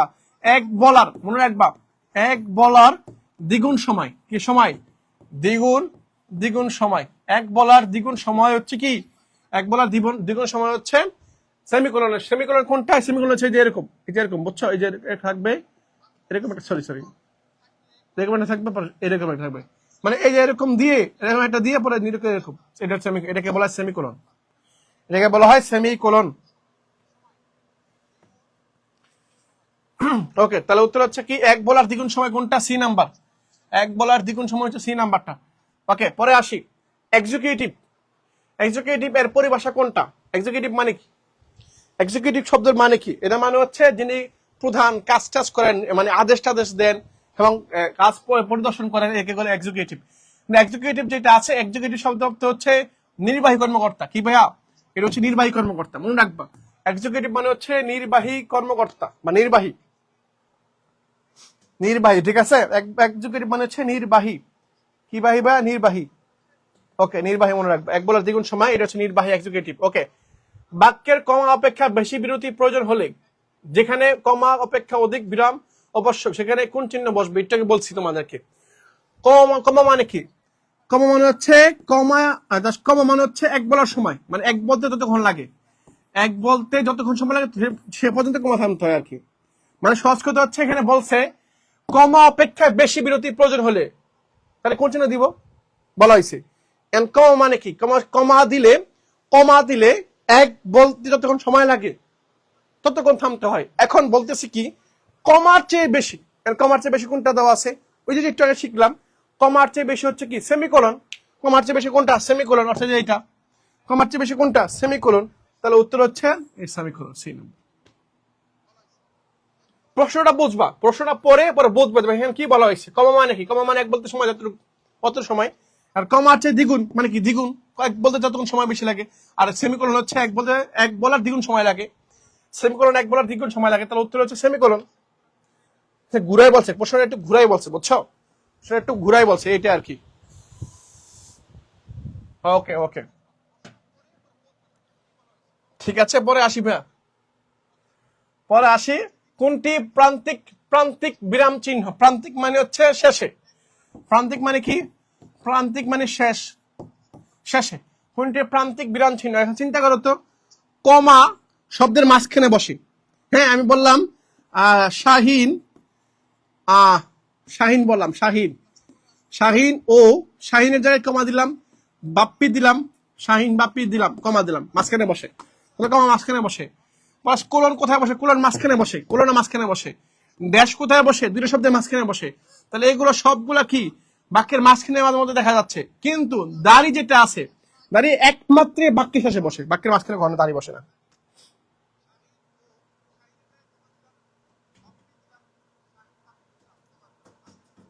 তাহলে কোনটি প্রান্তিক চিহ্ন? প্রান্তিক মানে কি শেষ। চিন্তা করবা কমা কোথায় বসে বাক্যের মাঝে মধ্যে, তুমি চিন্তা করো জাস্ট, তুমি পড়া লাগবে না তো, তোমার পড়তে কে বলছে, তুমি যে চিন্তা করো না, চেয়ে মাথা খাটাও, মাথা খাটালে পারবা। কমা কখন দেখছো শব্দ শেষে বসে? শব্দ শেষে বসে কমা, কিন্তু বাক্য শেষে বসে না। বাক্য মানে অনেক বড় একটা বাক্য, মানে অনেকগুলো শব্দ মিলে একটা যেটা তৈরি হয়। কোলনটাও মাঝখানে বসে। এবং ড্যাশ, এই যে আমি বললাম ড্যাশ, আলো যেমন বাবা মা, বাবা মা, এখানে ড্যাশ দিলাম, বাবা পরে মা বললাম, এই যে ড্যাশ শব্দের মাঝখানে। আবার বললাম কোলন, এই যে কোলন দিলাম, হ্যাঁ কোলন এরকম থাকে, যেমন এর মধ্যে কোলন দিন এরকম। তার দাড়ি একমাত্র বাক্য শেষে বসে, শেষ। ওকে, তাহলে দেখি নষ্ট হওয়ার স্বভাব নয় যার। চিন্তা করছো, নষ্ট হবে না, নষ্ট হওয়ার স্বভাব নাই যার, তাকে কি বলো? অবিনশ্বর, নশ্বর। চিন্তা করো, বিনষ্ট মানে কি? বিনষ্ট মানে শেষ হয়ে যাবে, শেষ, তাহলে এটা বাদ। এখানে বলছেই যে নষ্ট হওয়ার স্বভাব নয় যার, মানে শেষ হবে না, নষ্টই হবে না, সবসময় একরকমই থাকবে, চেঞ্জ হবে না। এখন দেখো, বিনষ্ট মানে কি? শেষ হয়ে যাওয়া। নষ্ট স্বভাব মানে কি? খারাপ স্বভাব, বাদ, এটাও বাদ, তাহলে দুইটা বাদ হয়ে যাচ্ছে। এখন আসি অবিনশ্বর আর নশ্বর। নশ্বর শব্দের অর্থ হচ্ছে শেষ হয়ে যাওয়া, ক্ষয় হয়ে যাওয়া, ধীরে ধীরে ক্ষয় হয়ে যাওয়া, তাহলে এটাও বাদ। আমি এখানে বলা হয়েছে নষ্ট হওয়ার স্বভাব নয়, মানে শেষ হবে না। অবিনশ্বর মানে কি? শেষ হবে না, তাহলে সেই হিসাবে উত্তরে চাই নাম্বারটা। অবিনশ্বর মানে শেষ হবে না, না না না। অবিনশ্বর মানে কি? শেষ হবে না। অবিনশ্বর মানে শেষ হবে না। ওকে, হৃদয় আবেগ। হৃদয় আবেগ, এই যে হৃদয় আবেগ শব্দটি প্রকাশ করতে হলে কোন চিহ্ন বসে? হৃদয় আবেগ শব্দটা প্রকাশ করতে হলে আমাকে কোন চিহ্ন বসাইতে হবে বলো? আমাকে কোন চিহ্ন বসাইতে হবে? হৃদয় আবেগ প্রকাশ করতে হলে কোন চিহ্ন বসাতে হবে?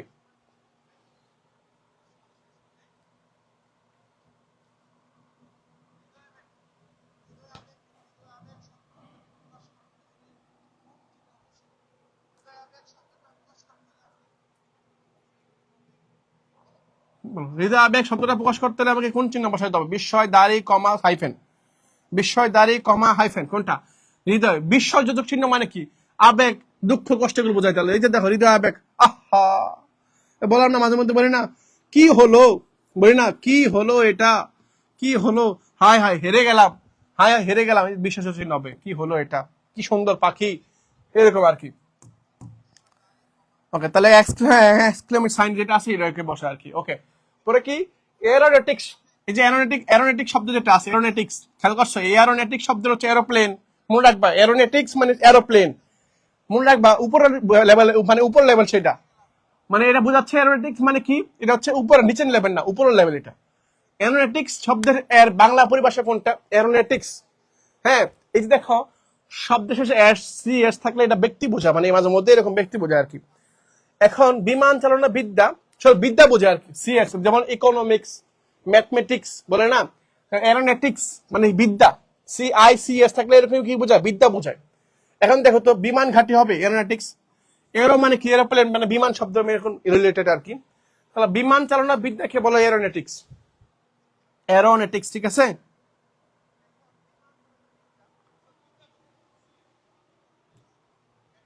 ঠিক আছে ভাই, তাহলে শেষ। এটা পরে আসে দেখো, পানি শব্দের প্রতিশব্দ কোনটা? পানি শব্দের প্রতি, নন্দিনী মানে কি? সুন্দর, এরকম বোঝায় নন্দিনী। হ্যাঁ, পরে কি বলছে? পরে বলছে ভাগিনী। হ্যাঁ, পরে হচ্ছে বারিধি, নলিনী। দেখো খেয়াল করছো, তাহলে বারিধি শব্দ হচ্ছে মেঘ, জল, পানি, এইগুলো বোঝায়। নদী পানি, এটা হচ্ছে সি নাম্বারটা, নদী পানি, নদী পানি হচ্ছে সি নাম্বারটা। হ্যাঁ, ওকে বিমান, হ্যাঁ ঠিক আছে ভাই, এটা শেষ। ওকে, আর একটা, দুইটা, তিনটা, আর পাঁচটা প্রশ্ন আসে ভাই। ওকে, এখন আসি ব্রোয়ার। ব্রোয়ার শব্দ যেটা আছে, এই ব্রোয়ার শব্দের সিনোনিমটা কি? ব্রোয়ার শব্দের বাংলা পরিভাষা কোনটা যদি বলি, ব্রোয়ার শব্দের বাংলা পরিভাষা হচ্ছে সংকীর্ণ, দালাল, দালাল, তীরন্দাজ, ঋণ গ্রহিতা। ব্রোয়ার শব্দের অর্থ কি? ব্রো শব্দের অর্থ ধার করা, ঋণ করা। হ্যাঁ, ঋণ করা। আর ব্রোয়ার শব্দ হচ্ছে যিনি কি করে? ঋণ গ্রহণ করে, ধার করে, ঋণ গ্রহণ করা যে ব্যক্তি, ওকে বলে ঋণ গ্রহিতা। ব্রোয়ার শব্দের অর্থ হচ্ছে আমার কি? ঋণ গ্রহিতা, ঋণ গ্রহিতা, ঋণ গ্রহিতা, ঠিক আছে। তাহলে এটা হচ্ছে ঋণ গ্রহিতা। প্রায় 70টা কোশ্চেনের কাছে চলে আসছে আমরা। ওকে, ঋণ গ্রহিতা। ওকে, পরে আসি ভাইয়া, 18 বছর বয়স হলো কি? নির্ভয়, সংশয়, বিনয়ী, ভীরু, নির্ভয়। 18 বছর বয়স কি? কি ভীরু? না না, জীবনও ভীরু না। এই বয়সে রক্ত গরম থাকে আর কি। হ্যাঁ, এই বয়সে কি বিনয় হয়? না না, কখনোই না। এই বয়স সংশয়, ভয় থাকে? না। এই বয়সটা হচ্ছে এমন একটা বয়স, বয়সটা হচ্ছে এমন একটা বয়স যে বয়সে কি হয়? নির্ভয়। 18 বয়স হচ্ছে কি? নির্ভয়। 18 বছর বয়স হচ্ছে নির্ভয়। এই যে একজন বলে গেছে ভাই এত ইজি কোশ্চেন আসবে না, একজন বলতেছে ভাই এত কঠিন কোশ্চেন কেন দিচ্ছেন? হ্যাঁ, এক বিপদ, মানে এই সব জায়গায় যাই পারে তার লাগে সহজ, যাই পারে তার জন্য কঠিন, যাই পারে তার জন্য সহজ, যাই পারে তার জন্য কঠিন। এটা আমি চট্টগ্রাম বিশ্ববিদ্যালয়ে পড়তেছি, মনে করো আমি চট্টগ্রাম বিশ্ববিদ্যালয়ে পড়ি, আমার জন্য চট্টগ্রাম বিশ্ববিদ্যালয়ে চান্স পাওয়া ইজি, কারণ আমি চান্স পেয়ে গেছি। যে শিক্ষার্থী চান্স পায় না তার জন্য কঠিন, তার জন্য কঠিন। এটাই বাস্তবতা, এটাই বাস্তবতা। ওকে, পরে আসি দেখো, ভোকেশন। ভোকেশন শব্দের অর্থ হচ্ছে কি? একটা হচ্ছে ভ্যাকেশন, একটা ভোকেশন। ভ্যাকেশন মানে হচ্ছে ছুটি, অবকাশ, আর ভোকেশন মানে হচ্ছে বৃত্তি। ভোকেশন মানে কি ভাইয়া? ভোকেশন মানে হচ্ছে বৃত্তি। কি ভাইয়া? বৃত্তি। ভোকেশন মানে হচ্ছে বৃত্তি। ওকে, ঠিক আছে। পরে কি বলছে? পরে বলছে ডোমাইন। হ্যাঁ, ডোমেইন, আমরা বলি না ডোমেইন নেম কি? যারা ওয়েবসাইট চালায়, যারা আমাদের আমাদের এই যে আমাদের পেজ থেকে, আমাদের প্ল্যাটফর্ম থেকে আগামী কয়েকদিনের মধ্যে আমি একটা ওয়েবসাইট লঞ্চ করবো আর কি। ওয়েবসাইট থাকবে, এখন তোমরা যারা আমার ওয়েবসাইটের মধ্যে পরীক্ষা দিতে পারবা, ক্লাস করতে পারবা, এখন আর ঝামেলা হবে না ইনশাল্লাহ। সামনে থেকে যারা সেকেন্ড টাইম পেজ অলরেডি ভর্তি হয়ে গেছো, সামনে আমাদের ওয়েবসাইট আসতেছে, ওই ওয়েবসাইটের মধ্যে ক্লাস করতে পারবে ইনশাল্লাহ। ওকে, ডোমেইন এর বাংলা পরিভাষা কোনটা? ডোমেইন, ডোমেইন মানে হচ্ছে রাজ্য, রাজ্য, বুঝছো? ডোমেইন শব্দের অর্থ হচ্ছে রাজ্য। ডোমেইন শব্দের অর্থ রাজ্য। ডোমেইন শব্দের অর্থ হচ্ছে আমার কি? আমার রাজ্য, ঠিক আছে। ডোমেইন শব্দের অর্থ হচ্ছে রাজ্য। ওকে, ডোমেইন শব্দের অর্থ রাজ্য। ফাইনালি লাস্ট কোশ্চেনে চলে আসছি ভাই, আমার লাস্ট কোশ্চেন, আমার লাস্ট কোশ্চেন চলে আসছে আজকে ক্লাসের সর্বশেষ কোশ্চেন, এবং জাতীয় বিশ্ববিদ্যালয় ভর্তি প্রস্তুতির সর্বশেষ কোশ্চেন হচ্ছে আমার এই ক্লাসের মধ্যে সর্বশেষ কোশ্চেন হচ্ছে হাউজিং এর পরিভাষা কোনটা, এটা দিয়ে শেষ করবো আর কি। হাউজিং,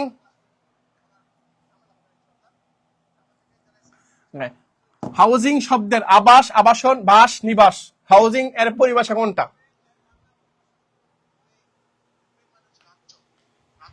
বলো প্রিয় ভাইয়েরা, শিক্ষার্থীরা যারা যারা যুক্ত আছে তারা বলে ফেলো অলরেডি যে হাউজিং এর পরিভাষা কোনটা?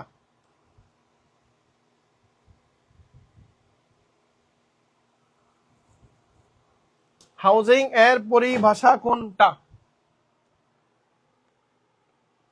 দেখি প্রিয় শিক্ষার্থীরা বলো, হাউজিং এর পরিভাষা কোনটা? আবাসন, এই তো গুড। তো তাহলে হাউজিং শব্দের পরিভাষা হচ্ছে কি ভাইয়া? আবাসন। হাউজিং শব্দের পরিভাষা হচ্ছে কি? আবাসন। B number. সবাই উত্তর দাও, সবাই যে বাজার আমার সাথে যুক্ত আছে সবাই একটু বলো যে হাউজিং শব্দের অর্থ কি, মানে পরিভাষাটা কি? অর্থ হচ্ছে আবাসন। বলো, মনে রাখবা এটা। এবং তোমাদের বলে রাখি, পরীক্ষা হলে কখনো ভয় পাবা না।